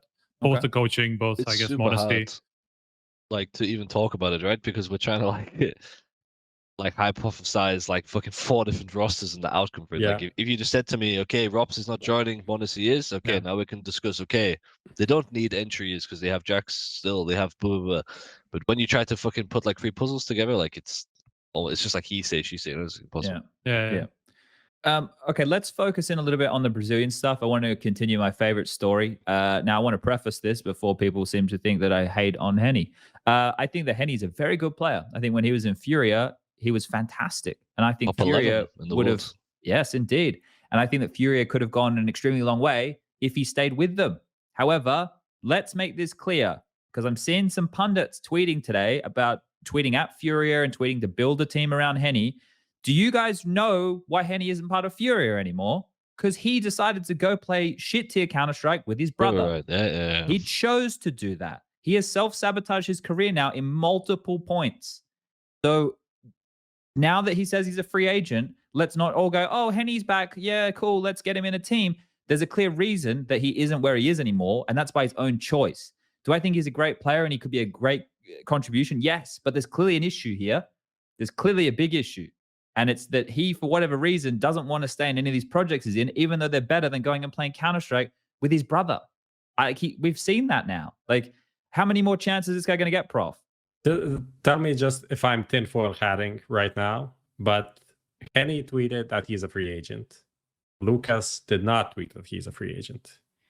They were in the same team, right? Benched at the same time, signed at the same time. Signed at the same time. I mean, it could just be that he's going to tweet it in 2 hours and we're going to have to release it on the news, man. Like, that's entirely possible. I don't know if they were signed at the same time, though, because it wasn't... No, I think it was more or less. Yeah, because they didn't have an org for a long time. And yeah, it makes sense that they were all signed. So maybe there's an indication that, Lucas... not that hot prospect on the market, so he's gonna stay locked into his 0-0 Nation contract and get money from there until there's more interest. Because if there is not a lot of interest, better to sit on the bench and collect a salary. And m0NESY is like, someone's gonna offer me a spot, so I'll just walk. Do you think that that's a possibility? I don't know who's gonna offer him a spot. Yeah, I don't know. I mean, there's a lot of Brazilian teams, right? There's a lot of Brazilian teams. If Safe goes to Furia, then he can just replace him, right? I mean, there's also on Pain. There's also a possibility, like in Godsend, because they've always had that problem with operas, right? Not a problem necessarily. They've never really explained it that way. They're kind of happy to have it this way, but obviously they don't have a dedicated opera. They just have 4 people switching around with it, right? So maybe Godsend would be. They have 5. I tried to prep for them. Holy fuck, I was super tired and I watched like 4 Overpass demos, and then the 4th one and I realized I had no Trident for 4 different Opas. Yep. I was like, so what the fuck happens now? So I just played the game, threw all the notes out the window. I said, fuck it, whoever's open's open. Like, you cannot prep for them. 1 round Phelps is rushing Connector Mirage with AWP. Next round Tackles be apps with it. Like, it's fucking full crazy. But they should probably take a full-time AWP. It would probably make them like more consistent, I think. I think we're theory crafting right now as well, that where he could go into an established team. I would like to sit here and think about, with the pieces available, what they could make, though, right? Like, there's some good players who are not all necessarily Brazilian, but South American, right? m0NESY. Let's get a m0NESY and a m0NESY going. Well, m0NESY, m0NESY, Coldzera, Vinny. Let's get a Vinny in there. Wait, what? Let's get a Coldzera in there. Let's Zoot as the coach. But why not? Because good pieces. m0NESY is literally like, I'm not one to judge someone for making bad career decisions. Oh, it's okay? definitely a bad career. He's in my top 3 of all-time worst career That's decisions. fine, but you can't punish someone who was insane for 5 years. Like, he is super, super, super decorated as a player. Like, people forget how good that guy is. And like, if he wants to be insane, he can be. And I don't think he should get punished for wanting to play with his brother. Like, maybe he thought, I've done what I've wanted to do, you know? Final of a major, won all these events, had the success with Furia. I just want to relax and play with my brother. Then he realized, holy shit, that wasn't a good decision. I want to play good CS again. I don't think he should be held back. Like, I think he should just run Fury again, if I'm honest, and Yeah, just but like I mean, let him go did they crazy want him again. though? Would you take it? Would you take him back, smooya, if you were in Furia's position? Yes, for sure. Like, you're not thinking about this from a business perspective. Look, at you're all. scared he's gonna leave again, right? You're scared you're gonna take him, pay him a big Yes. salary, and he might just fuck off and leave for his brother again. Yes. That, like, I think he's worth the gamble. Because You know of what I would do? The only way I would do that is I would have a contract where I lock him away for the rest of his life. If I mean, he that's leaves, also he's fine. never playing professional Counter-Strike for anybody else ever again. That I would be mean- in the contract. You're fucked forever. I'll pay you €1,000 bench salary for the rest of your life, but you're never You leaving. should do it like that. You should do like you have a good thing, but your bench salary is fucked. I mean, there's no way out of the contract. Then it's like 2-year deal. Then it's fine, I think, because he's insane, like actually insane. And I think like for sure he should be playing tier 1, like top tier 1. I thought Fury was sick when he was in that team. Like They were for me, very good, man. like it all made sense because like and the amount of clutches this guy would win with the AWP, like late, it was like what the fuck? It didn't make any was sense, but it was insane, great. man. It was great to watch. Okay. Where Kenny are to we? G2. Kenny to G2. Yeah. And Anyway. That's just a very theoretical experience at this point, isn't it? No, people are just spamming that. I heard something, guys, with G2, but I guess it's not a. Yeah, I can. I heard that. I can say it because apparently m0NESY is kind of a done deal. But I heard from a little birdie, won't say who, the G2 was targeting a certain Danish player, and it would have broke the bank if they bought him. But maybe that's. I can't say names. Well, that's who Does the only name we'll be he- talking about. does Unless he they were use trying to big get A4 from rifles in the Mouse. game? I don't know what you're talking about. But I heard that could be an option. But guessing it's not because you guys say m0NESY is kind of like sealed up. But Yeah. I heard that was their first plan.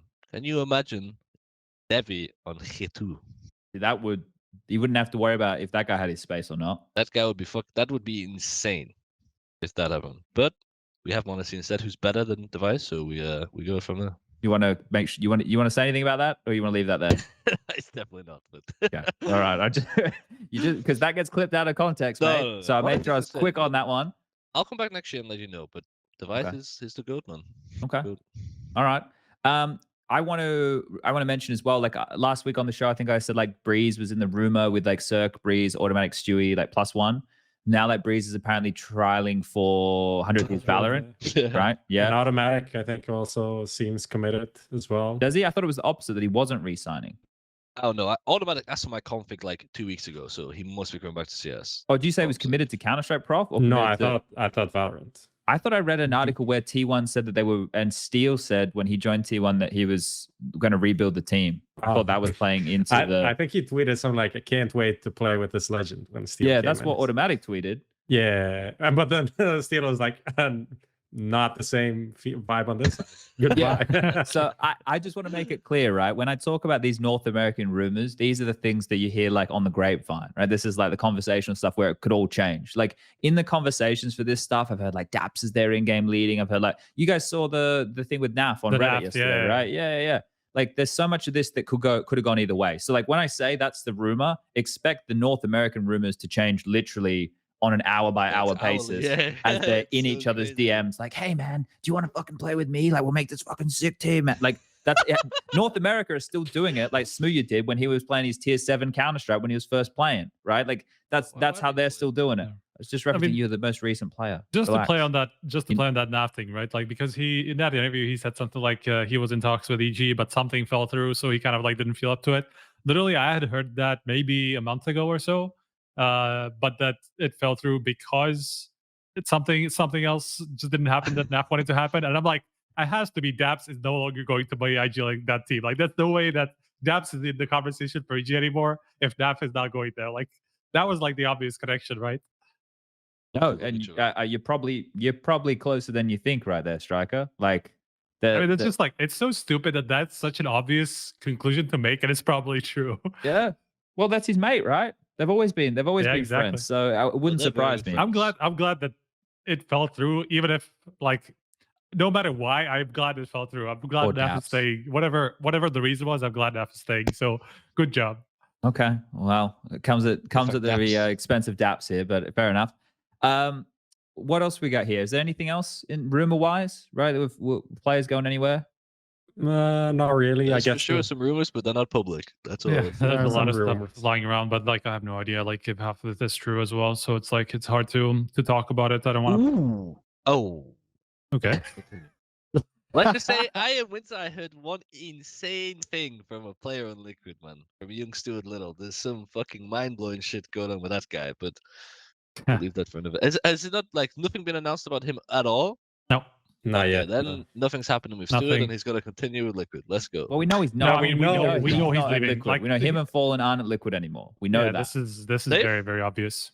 Like it's nobody said it but like safe. Yeah, exactly. Nobody said it outright that he's continue leaving. with Liquid in 2022, and when it's announced, we can have this conversation. Right. I mean, he's basically like, without saying he's leaving, he basically said he's leaving. So it's like it could not be more obvious. That that guy has some sick plans, man. Yeah, I can imagine. How old Stewie is? 24. He's 23, man. Holy shit! Doesn't seem like it, but all yeah. How mind blowing that is. Yeah. He's 1 year older than me, and he's made like $500 million from CS, man. It's so sickening.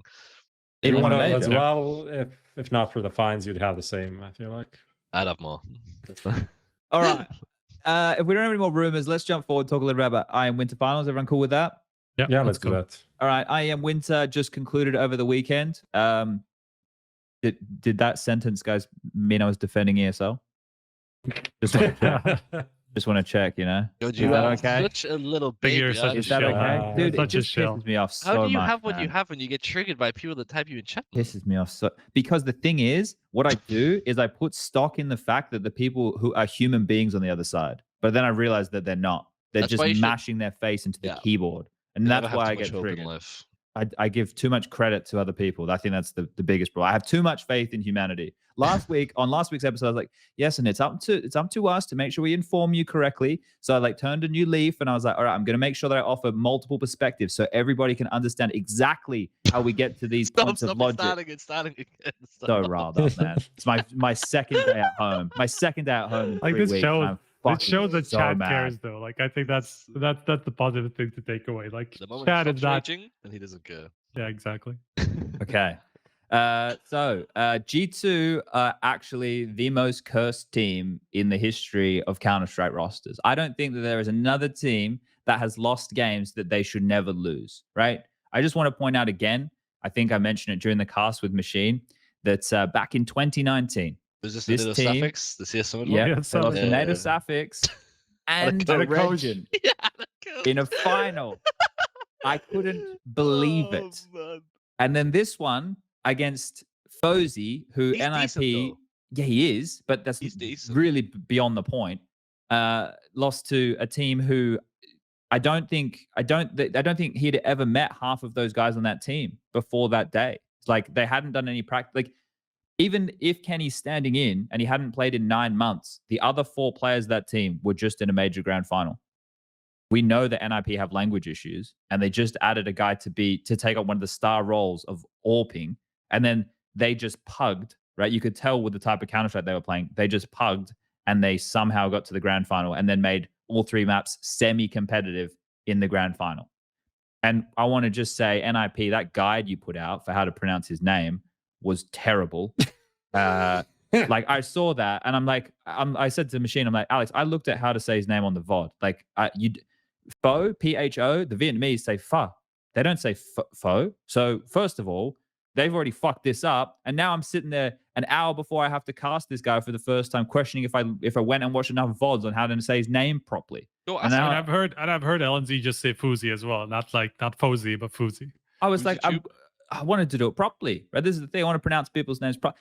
I'm getting baited in now by Eric from NIP on social media.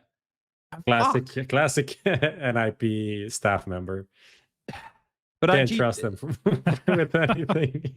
At G2 Curse, though, what's going on? Like I don't Yeah. know what to make of this. Like, to be fair, if we're going to be honest about this final of the event, just because of the circumstances around all the teams other than VP, like it was, and this, it was just rough. It was just a rough final. Like they're not all weighted the same. They're definitely not all meant to be weighted the same. But this one here, like if we had like Gambit through and Heroic through and VP through, okay, could have been a good event as well.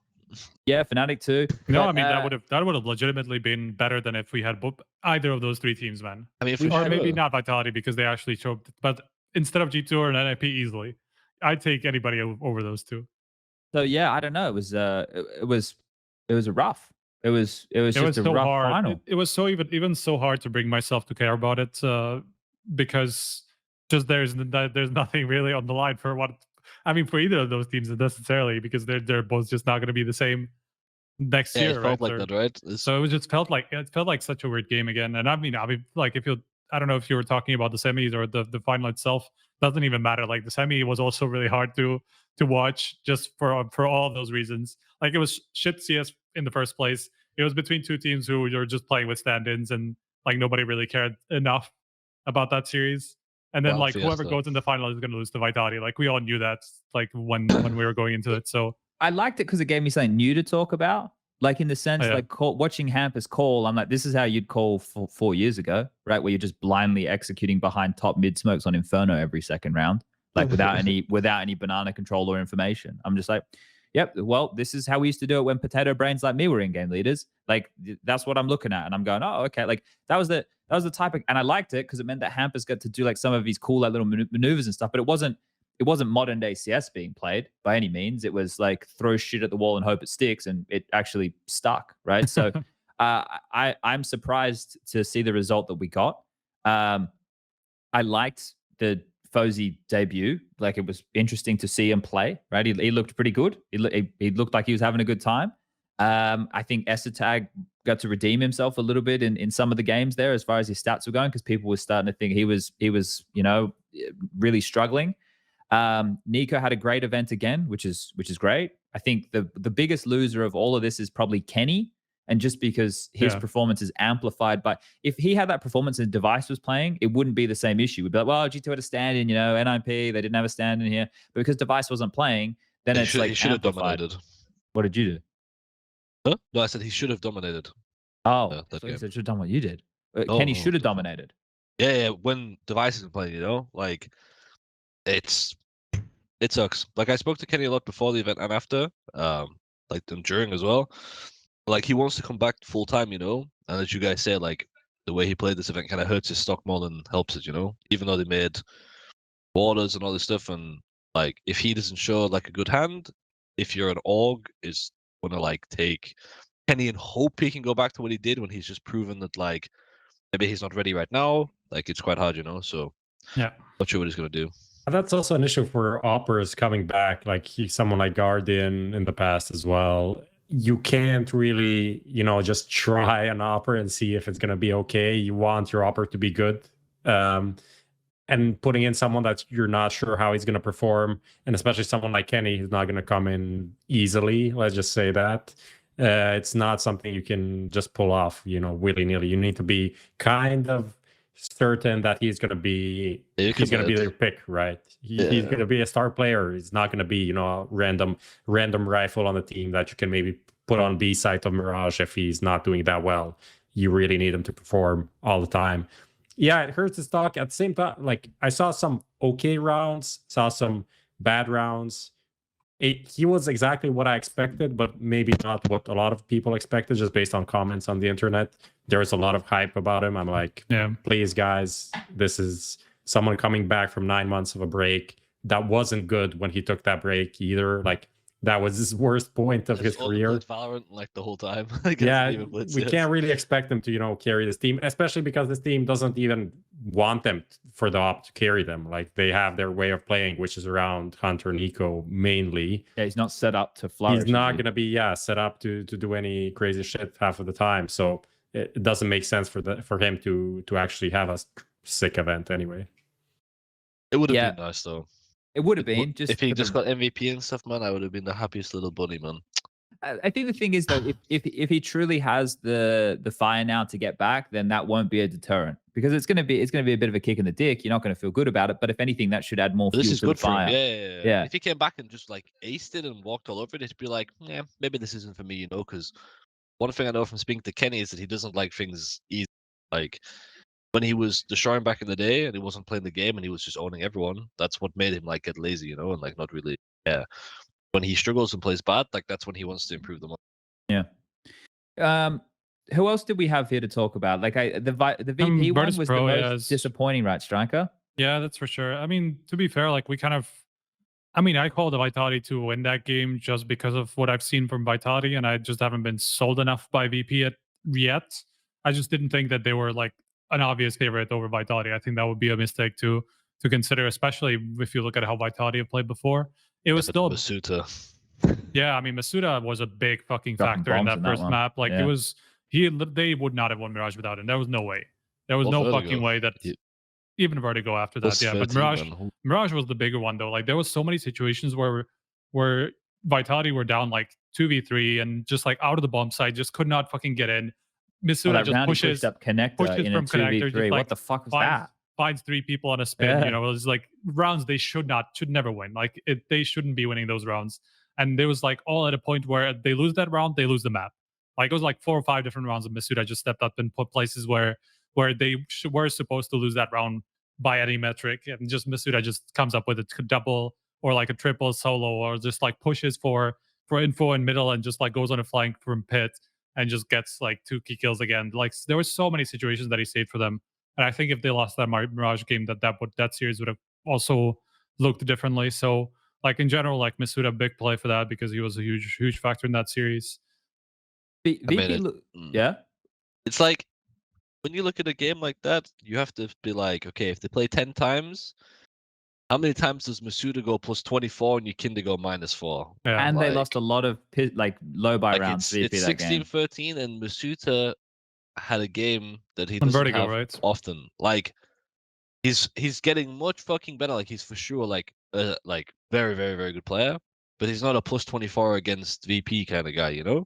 And like maybe this is like a new leaf, and maybe he's just insane now. But like I think if they play 5 times, I would say VP would win 3 at least. Like these versions of the rosters, like that's just my opinion. Yeah. I'm sure that there was some sort of a pep talk from Vitality, to be fair. Like if you look at how they play, they really do play with confidence. Like they really don't care about like pushing certain places like randomly and then just like playing off confidence and just like making sure that if you peak, just go for it, right? Like they clearly had a pep talk where they said, well, fuck it, it's our last dance, just like play our hearts out and just don't give a shit. Like go play whatever you want, you know, and stuff like that. Like they're not random completely, but they just have these situations where just Masuda just goes and peeks middle, right? And just like nobody, there could be 2 people waiting for him there and he can't know. There's no information on the map. And he's just pushing it and then just like picks the right timing, right? So it's clear that they wouldn't play like this if the situation wasn't like this for Vitality, and they're kind of playing off that well, and it clearly is doing well for Masuda at least. It's also like, how often does James go -6 like in 2 maps? Not he was like the highest rated player at the event, and then like went cold. So they played a bit different in that semi though.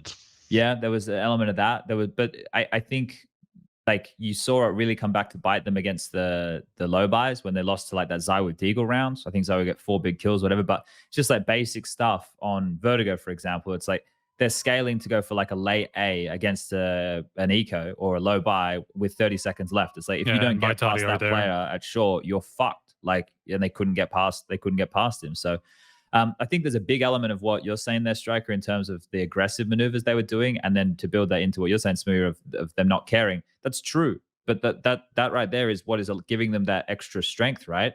That they have is it almost came back to bite them in the final though a little bit. Every time Apex called something like off the cuff or a little bit more loosey goosey, they got punished by NAP, and then the game started to spiral against them, and then they got it back together, and then they picked it up. But you could see moments where that type of counter strike did hurt them.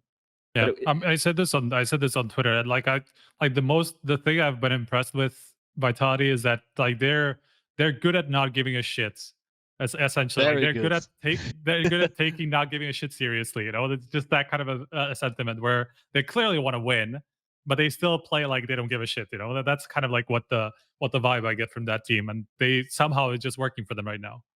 People that say they don't care, but they still care. No, they 100% care, but like no, but I mean in the they sense don't of look like for example, people say like I don't feel pressure, you know, I don't give a shit. They still feel pressure. Like they've said they don't give a shit in the hotel lobby, and motherfucker, they don't like respect shit. Like they don't give a fuck. So it's also fun. Like they're just having fun. You see Apex fucking shouting "V for victory" when they win and stuff like this. They weren't doing that when they were heading into the next event as a stable roster. That's for sure. Yeah. That was like a banter reply to Yakindar, who I don't know when that was during the major. It was during the major when VP beat Vitality. In the best of one, Yakindar said something like for VP, not Vitality, right? So that was like that's fun banter. That was a banter back from Apex was waiting for a month to do that. So. But I think it's also interesting. Like Virtus Pro's increased aggression, and then also that interview where James said like, I don't know, I don't feel like we're doing anything different. Feels like we're doing the same things. Like, what the fuck are you talking about? And then you see that round early on. I think you were commenting on it, Chad. T-side, T-side Mirage. Right? Yeah. James has an op, gets like 1 kill, then swaps to an M4 and jumps Tetris to stairs and just fights into connector. Is like, what the fuck is this? It's like, this is not. And then that quote from James is like, no, we're not. Everything's the same. Like, what the fuck are you talking about? Like, stop gaslighting us. This is obviously not the same.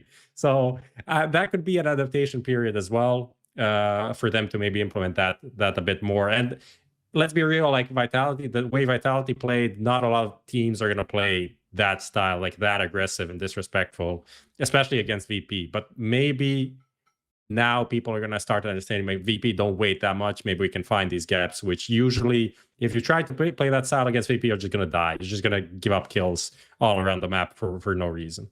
It's a good learning loss for them. I think, like for me, I had them as the team to win the tournament, but to lose to Vitality, who ended up winning it, yeah, okay, so they learned a lesson or two right there. VP to win the event. Yeah. Not a bad pick. I went outside the box there because. What about fnatic? We were close. Honestly, if we beat Gambit and we make playoffs, we probably still. I think you can do well in that bracket. In that bracket, I think you would have done well, or at least had a chance. Who would we have played first? VP. The Gambit played VP, right? My mind is fucking. I thought they were. Yeah, but Gambit VP was groups. They didn't get past Vitality. It was Gambit Vitality. You would have to have played Vitality. Oh, okay. And then if you'd beaten Vitality, rough. then you would have played against VP. The semis, and then finally against Snip. Yeah. Yeah. Probably not actually. That'd have been hard.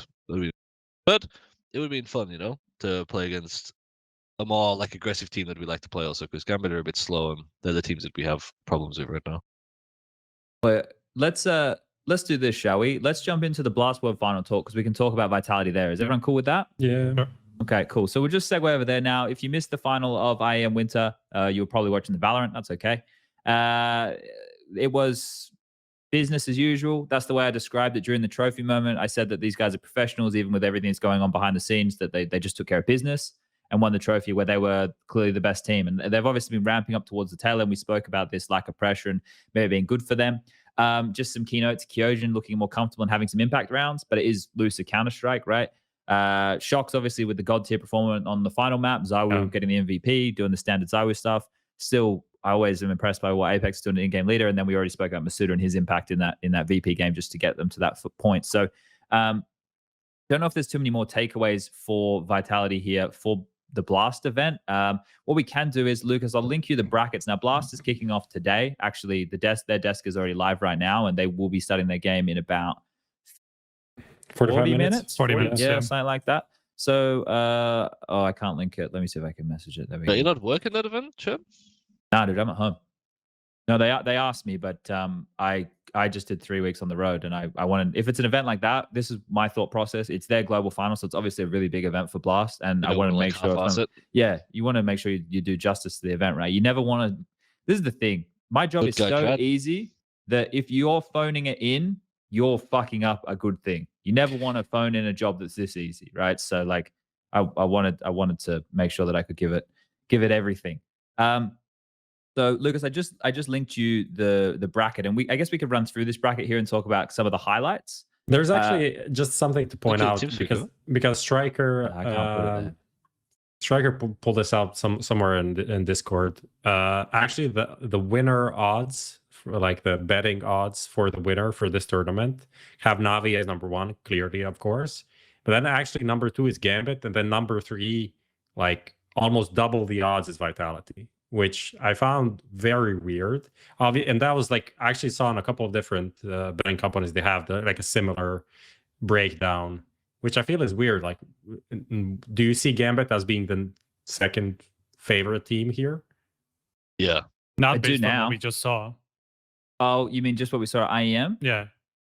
I think that's the problem. Like, I think one of my issues, they're going to be fatigued, and so are Vitality. Because haven't Gambit been on the road since V4? Yep. Vitality have been on the road. Almost the major, because the major then V4 right after. Pretty close to one another, yeah. Yeah, one of the things was like Vitality, you could look, maybe they'll be a bit gassed now, like because they've gone the Copenhagen event into the suite, into IEM Winter, now back to Copenhagen for this. So maybe, and that's 2 back-to-back grand finals for them. So maybe a little bit gassed there. But I think the conversation, I don't know.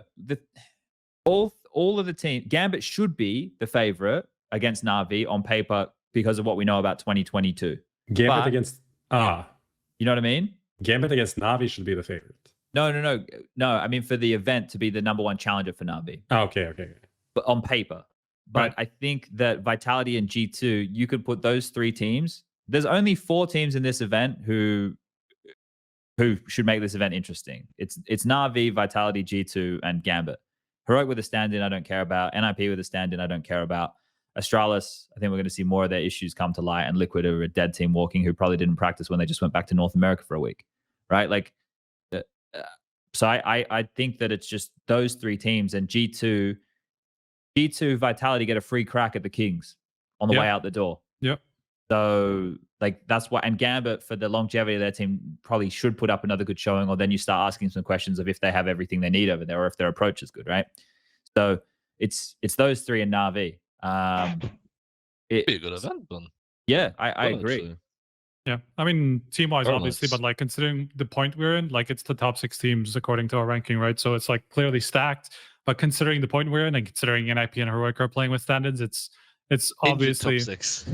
What's right? It's an injured top 6. Yeah. That's it's just an awkward period in CS in general. So it's kind of like there's a lot of asterisks to these tournaments. I got Simple's gonna finish 1. Yeah, I mean, it could be just like simple fucking dominating everybody for sure. Or maybe Bit gets MVP. That would be cool, actually.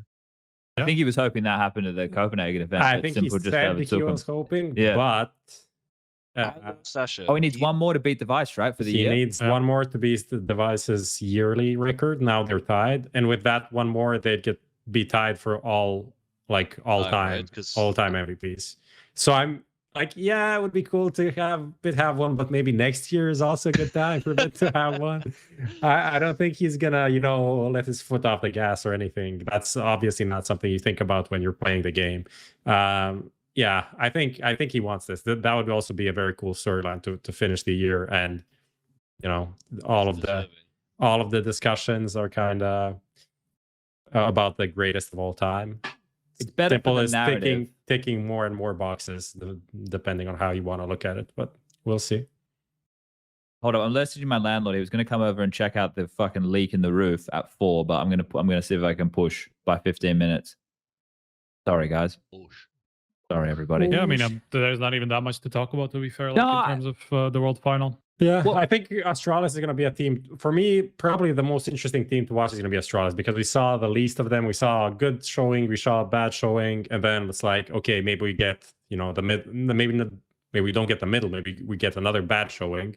Then we're like, okay, they're probably not that good, right? Because if all of these other teams are having issues, and they're a new team that has, all of the fire and drive, and no one else has it right now, then that's a bad sign, right? But that is the team that I'm looking forward to most, and NAVI, to see if they can, not stumble and not have like, oh, fuck this, another tournament, we won so much mentality, right? That's a danger, maybe. I have to say, Astralis are the team that I'm looking at as like having the most time as well leading up to this event, because they obviously went out pretty early at IEM Winter, and they've had basically like over 10 days since then to kind of address a lot of the issues, and obviously even like get a little bit more used to the team as a whole and just like lave opping and stuff like that. So I wonder if that's going to play in their favor, because like they are definitely a team that just needs more practice, that needs more needs more time on the server, and they will get that over everybody else at the tournament essentially, because well, outside of Navi, if you look at that, because Vitality, G2, and IP just came off of IEM Winter. Gambit even made the top playoffs, so they were there for like 1 week longer compared to them. Heroic are coming in with a stand-in, and Liquid don't give a shit, you know. So it's like Astralis are definitely the second team who have had most time to prepare for this event. At least everybody else will just kind of like carry over what they had at IEM Winter. Yeah, I agree with that sentiment, and I think like right now, because it is the end of the year, we're mainly just looking at the let's just get the year done kind of angle. But it's important for Astralis not to shit the bed. That's true. I think that's true. I think from a lot of the names, it isn't as important, but Astralis should be on the list. I like the storyline you're going here with Prof of Navi, of them if they can just retain dominance for the end of the year. That's important, because if Navi lose now to a Heroic with a stand-in, or don't. Right? It's going to be devastating. But that ruins everything. They're not going to though. Well, if they don't someone win clip event, this. I'm going to cry. That's the I thing. know They need to. I've said fucking Dignitas we're not going to lose to Liquid, right? But They whatever. need to, but they don't need to. Well, but Like- they need to for our overall Counter-Strike story, Do they? because They've well, won so much already. yeah, because then you know what happens, Smooya? We just sit here and go, well, the event really didn't matter. They lost to a team with a stand-in. You know, it's been a long year. They already won everything. We don't frame it from, this team, they just destroyed Navi. Right? That's not going to happen. Well, maybe it will, but it's not going to happen for me. I think Like- well, it's simple to say like, it's not our era yet. It's like such a fucking like interview response. Like it's clearly the fucking Navi era. Like, and they've been rightfully the best team for like 6 months or some shit. I just want them to win, honestly. Like, I don't care how they win it. I don't care if it requires someone to lag out 1v1 in the last round. I just want them to win it. And simple to take MVP, and then I'm happy. Then the world's back in order. And then I'm It's happy. like a lot of F1 vibes over here. I would have I loved don't know this. who followed the championship, By but any that's means. I would have loved this as the story to close out the year, right? Like Gambit at the start of the year were really good, right? And they're the only team right now here who get an opportunity to. Well, actually, they're not the only team.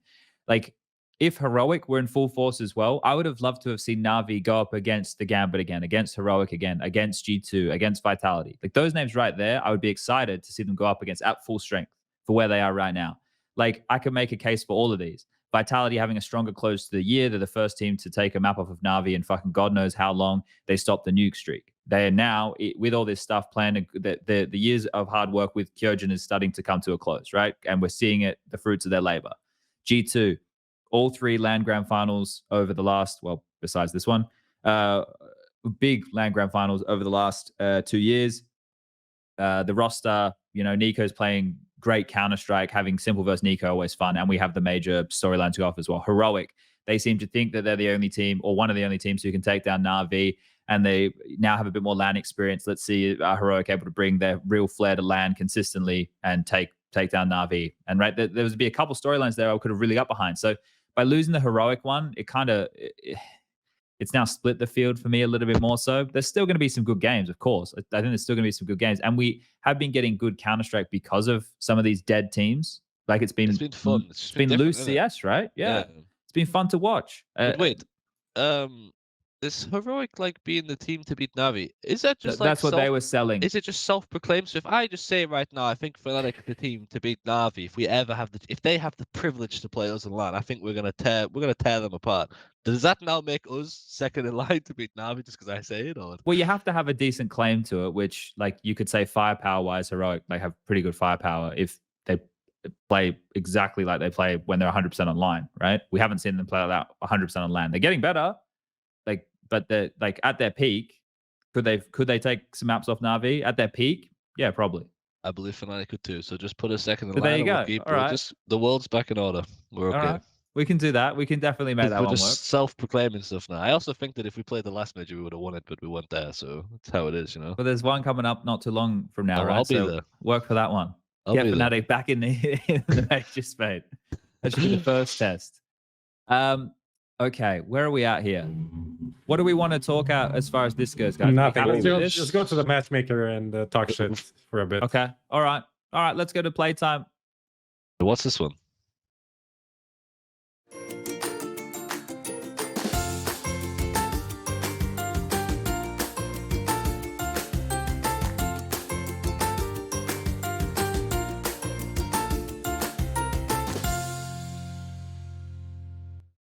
Welcome back, everybody. Just a little bit of playtime to get you sorted, right? I think we just lost somebody from the channel there for a brief moment. So if I cut out, it was probably Lucas. Now, guys, I just want to make everybody aware Navi versus Liquid is starting on twitch.tv/Blast Premier very shortly. We'll be closing this one down so you can all enjoy your time. But first, we need to get through the Paramatch Matchmaker. Hopefully people heard me. I wasn't talking too quietly there. All right, Paramatch Matchmaker. Lucas can link that one in. Smooya, you've done this before. You're about to do it again. Prof, what are the cat? Oh, okay, never mind. We got some coaches this time. These are good, actually. All right. We got the coaches. Now, you should have gotten your own little link right there, Smooya, that you can link these one up to. Now, I'll read them out for all our audio-only listeners. Keita, Toby, Blade, MCE, and Legia are the coaches. And the descriptive terminology today is tactical knowledge, emotional leader, hard worker, tricks and gimmicks, scouting players, anti-strat, and issue resolution. They're actually fantastic. Those are pretty fucking good. I have to say, props for that one. But there's some categories missing for some of these coaches. Okay. You can make up your own categories. If there was other / let's just keep it out. Let's keep it out. All right. Best at after parties. Best at Chatting shit. Yeah, and chatting shit too.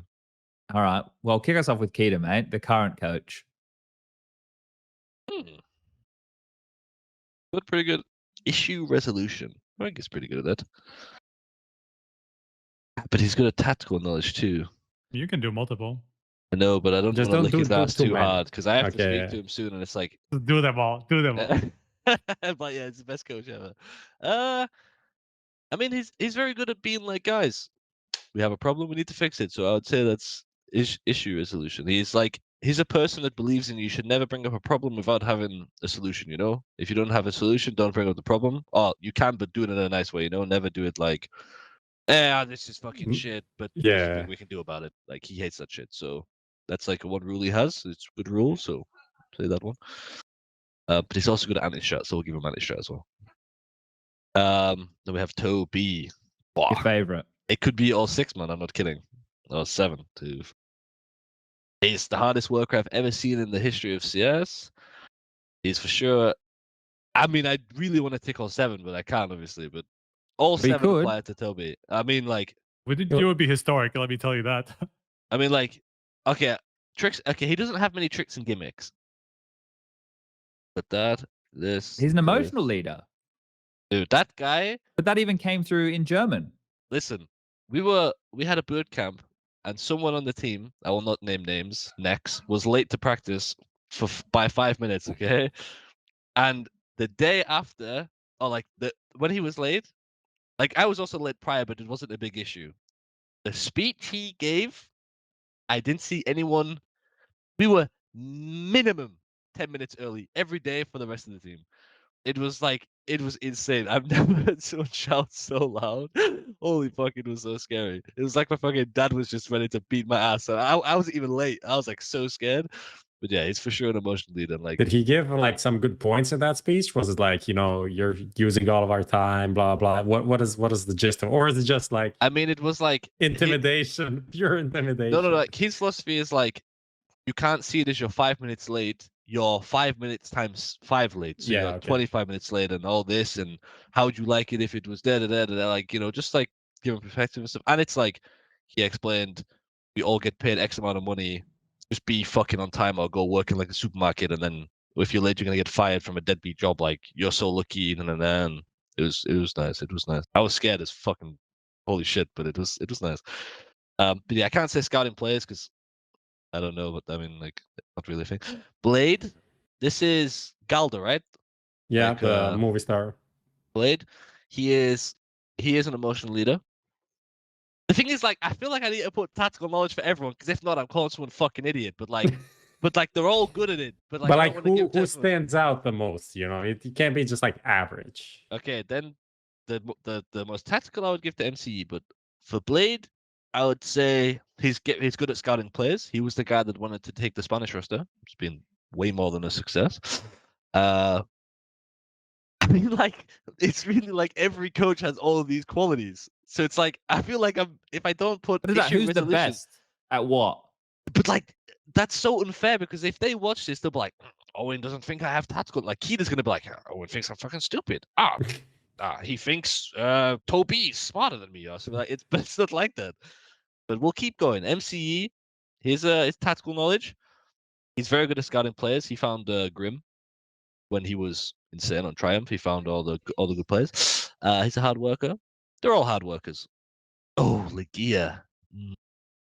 Hard worker might not fit this man, actually. Give me 1 second. Let me take a gander. Very good at anti-strat. Legia found me. He's very good at scouting players. He brought me into big. He's a top lad. He knows a lot. He has lots of tricks and gimmies. I.e., he also found the coach book. Not coach book. Holy shit, the jump book. The Jump bug. Holy shit. Legia did not find the coach book, nor has he ever Participated in it. Yeah. I don't think he was even coaching. He wasn't bad, yeah. So. He was playing on Envy at the time. Issue resolution, definitely not. He likes a good fight. MC. That's the Balkan part. Yeah, the Serbian part or whatever it's from. I think that's about it. Okay. I mean, like, look how scuffed the thing is, man. If I had to choose just one for each person, fuck. Let's do it like this. Let's make it more fun. Okay. One for each. Blade. This is the new corporate smooya. Yeah. This is the fnatic jersey wearing smooya right here. Everyone's great. I love everybody, and I just want everyone to have a good time. No, but it's really like that, man. You fuck. Wait. I need to give. Yeah, like this. Okay. Now this actually is readable. Like, this is like. Toby, if you hard was to worker. take each person and give like their best. There you go. That's a good way to frame it. It's like that, but it's like every single coach I've played with has like 5 of 7 at least. Most of them have 7. Like, so we'll just make it clear. This is Smooya's critique of these individuals' best attribute. It doesn't mean that they all don't have these attributes. Their most noticeable. I just screenshotted an out of context post and reply like, whoever doesn't have tactical knowledge is super dumb. Take all of them. Yeah, that's how it feels when I'm doing it, because it's like when I see the list, I'm like, he has this. But yeah, that's the best I can do. I want to ask you, like, we can finish off with this now, but I want to ask you something about Toby and Big. Do you think that like his departure it destroyed them? Yeah, one of the main reasons, because when they kind of fell off, it aligns to him leaving, kind of retiring. It was directly after when he retired. Right. It was direct. It was the same second that he said he's no longer the head coach. They instantly lost plus 10 skill points, like, because what he does for a team is like, it's like Blade on Navi, like, because a lot of people don't know it, but I've known him for a really long time, and I actually stood in for Flipside like 5 years ago or some shit, because I'm very good friends with him. I met him in ECA pugs back in the day. Used to carry him for rank S points, whatever. He actually bought me a pizza once because I carried him so hard. Long story. Anyhow, so I know Blade and how he used to talk to me a lot about how he wants to coach in the future because he was playing at the time. And it's similar to Toby, where like he fills the player with so much self-fucking confidence and like so much belief in himself because they do so much work, and like he pushes you so hard that it's like you believe you're as good as you are. So you just constantly have supreme confidence, like all the time. And that's all Big are lacking. Like when they had Xantras and stuff, of course, it was online. Like Saracen was playing much better. Kaito was playing much better. Like they were all just playing better. And they lose a lot of like their tactical side too, because Toby's a fucking genius. Anti-strat and all that stuff. Yeah, I'm pretty sure losing Toby hurt them a lot. I've said that from the start, like, but yeah, go on, sorry. Just talking about like the thing you said about like hyping up people so they play like maximum potential and thinking that they're so good. There's a story from NATO Safex when they were in Sprout, when Toby was coaching them, when he made this like fragment highlight compilation. Dude, wait, I have one story. Yeah. Something like that, and people like watched it before the minor, and they almost qualified for the major. They made like a really good run around that time. He has 2 types of videos. It's called the light and dark video, yeah, and he has a or like the Sun and Dark or something, and he'll take clips of practice, put a black screen, and it's the only voice comms of when people are sad and depressed, and how the team and how you guys are playing when you're sad. So it's like B, push B, like, and then so it shows you how, like, you know, and then he had one of the old Sprout lineup, and it was like Spinny, and it's like he didn't talk for like 4 rounds in practice, and it was like ... Spinny still hasn't spoke, and it was like, and then but then it shows like the good one when everyone's like, nice guys, nice, and it shows you the difference, and it's like it's super interesting because everyone knows like you don't give 100% effort all the time in practice, or you know, the best comms and stuff, but when you hear it like that, it makes you really think like, holy shit, like I sounded like that, like I don't want to sound like that again.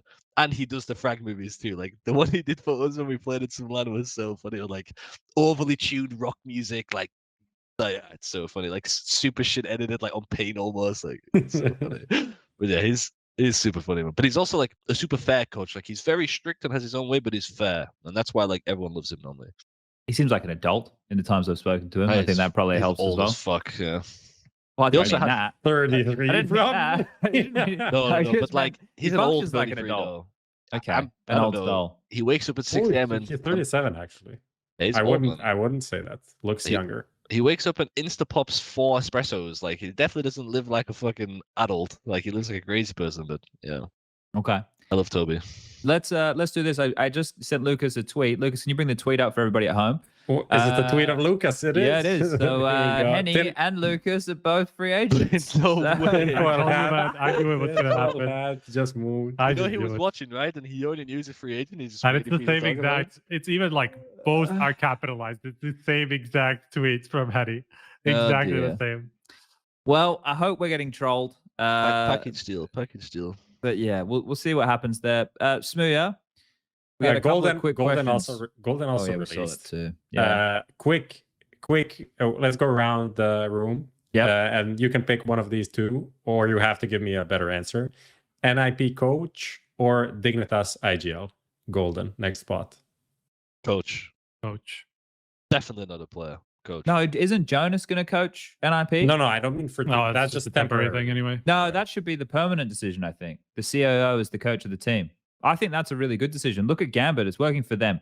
I think that NIP should stick. This is my expert opinion with no sarcasm attached. I really think that NIP should stick with Jonas as the coach for the future of the team. I like to give all fair perspectives. Other than NIP.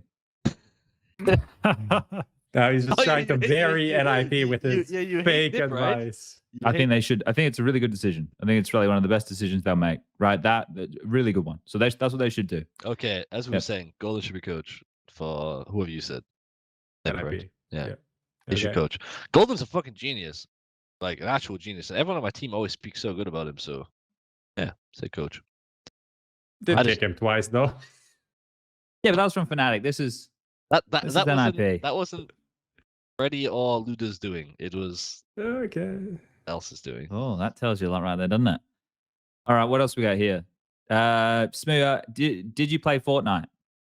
This from Instagram. At the beginning, when the game had like 8,000 players on it, I played it a little bit, and the first guy I shot built a wall, and I just uninstalled the game. All right. Here's another fun one. Key mechanic of the game. Props jotted down a couple of really important ones here from Twitter. Here we go. Not important at all. How much can you bench press? That one was mine. What is it? 1 rep or 8 reps? Yeah, I mean, what's your max? Your max 1 rep? 1 repper right now, 80 maybe. 80 what? Kilos? Or fucking pounds. Pounds, kilos. I don't know, because you're talking feet like 5 minutes ago. Yeah, but we do measurements. Okay, respectfully, you can look at my upper body and assume hopefully I can lift more than 80 pounds. I was confused. The Brits my heaviest was 90 for one. But the Brits do that's weight. Not that much, honestly. I would expect more. I mean, Brits do weight and measurement in Imperial for whatever reason. Like they talk about their weight in stones still, don't you, smooya? Yeah, but I know I weighed myself yesterday. I was 110 kilos. That's heavy, man. All right. Well, you said you were 6'1", so it's fair enough. I'm fat though. Yeah. Next question. We're running out of them. Perfect. Fuck me, can you not read it or what? No, it's just like I don't know which one of these is worse. They're not great. They're terrible questions. How does the extreme muscle growth affect his ability to hit hard shots under pressure? Like, did you want me to read that one? Yeah, that's good. I mean, when you get as yoked as I am, sometimes it's quite hard to stay there under pressure. Like when I'm squatting as much as I am, sometimes my shoulders freeze up. But in all seriousness, that definitely does not apply to me because I have like no extreme muscle growth, like at all. Apart from my cock, but yeah.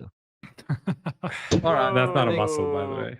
I think that's it. I think that's it. All right, Smooya, you got to do your thanks to fnatic now. We've got some sponsors here we'd like to thank, guys. So we have You're opening a notepad. when it gets brighter on his face, the Google Doc. Is it brighter? This is my Twitch description. I have all the things. So we have holy shit, I have so many. Are these all on my jersey? That's how you get paid, mate. ASOS is a good one. You get free clothes. You get free beef jerky as well. Jerky, so we have And Seat, beautiful company. ASOS, Monster. Don't think they're a sponsor anymore. Oh god. Crypto.com. We have Fnatic gear, of course, guys. Check out the Fnatic gear. Ignore this. I left mine in the UK. I have one coming. You'll see it on my stream at twitch.tv/m0NESY. Just check out the Fnatic store. They have some good clothes. We have a Heisen and we have the beef jerky. Check it out. All flavors. Delicious. Apart from that, thank you guys for having me on. As always, SPUNJ. Oh, don't forget Sam Matthews, Ann Matthews, Khan. I mean, like, Samuelson. I mean, like, I'm thanking the sponsors here, not the like. What the fuck are we doing here? Yeah, I'm trolling. Thank my mom, my dad as well. There you go. Thank Jesus Christ, our Lord and Savior. Gabe Might not for be on making the Counter-Strike. for at least like 3 weeks, so might as well get them all out right now, right? But all the sponsors and yeah, Samuelson for making this happen, despite it was actually all without him. I would not be on Fnatic because when they wanted me to play the Open Qualifier, they had a 6-hour internal meeting to see if just to play the Open Qualifier. Jesus. So he's pulled some strings for me to get. Yeah, he really. I don't know what the fuck he said or why it took 6 hours, but I'm here. All right. I'm sure the meeting to hire me was much longer than 6 hours if that was for the They probably qualifier. like watched back some of your old interviews and just like tried to balance the scales. So it's worth it. It's not worth it. It's like on one side there's like the stats and it's just like being an amazing offer. And it's just like, okay, this would be a good fit for the team. And on the other, it's just like all the statements that you've made in your entire career. Smooya versus Refresh. Smooya versus this guy. Smooya. I've cleared that one up. It's been expunged from his record, I believe. I don't even remember. I just remember there was some drama. Just relax, man. Just relax. Deal. All right. Before we bring up anything else out of the closet here, thanks to Smooth for coming on the show. Thank you for everybody for tuning in. Thank you for Indie Roxall for getting me nice and mad. Yeah, that's going to be the end of the show for episode 67. We're going to be back next Monday at 8 p.m. for the final show of the year. Thanks again to our sponsors. We got Displate, we got Bitskins, we got Parry Match, and of course we have Xtrfy. We'll have some of those wireless Xtrfy mice to give away. We don't know how we'll do it, but stay tuned. Like follow on Twitter and stuff, and we'll do some stuff over there. All right, peace out, guys. See you next time. Bye.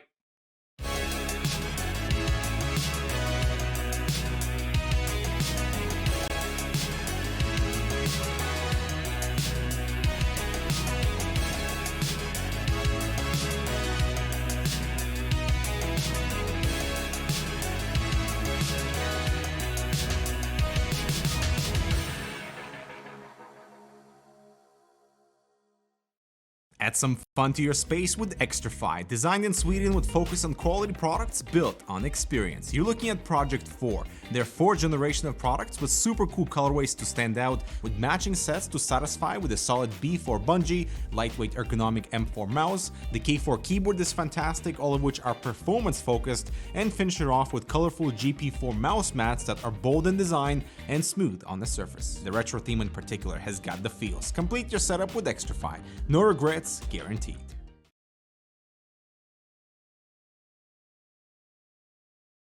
These bombs go to the teammates. I wanna see you falling fast. Win the round. Win the game. Parry Match, your esports teammate. Stuck ranking up? Lost the motivation to grind? Bored of clicking heads on aim maps? Get some color into your game. Bitskins.com. Buying and selling skins made easy. Tons of payment methods and instant cash outs. Just choose your dream skins, select your preferred payment method, and start grinding again. If you want to play like the pros, you gotta look like the pros.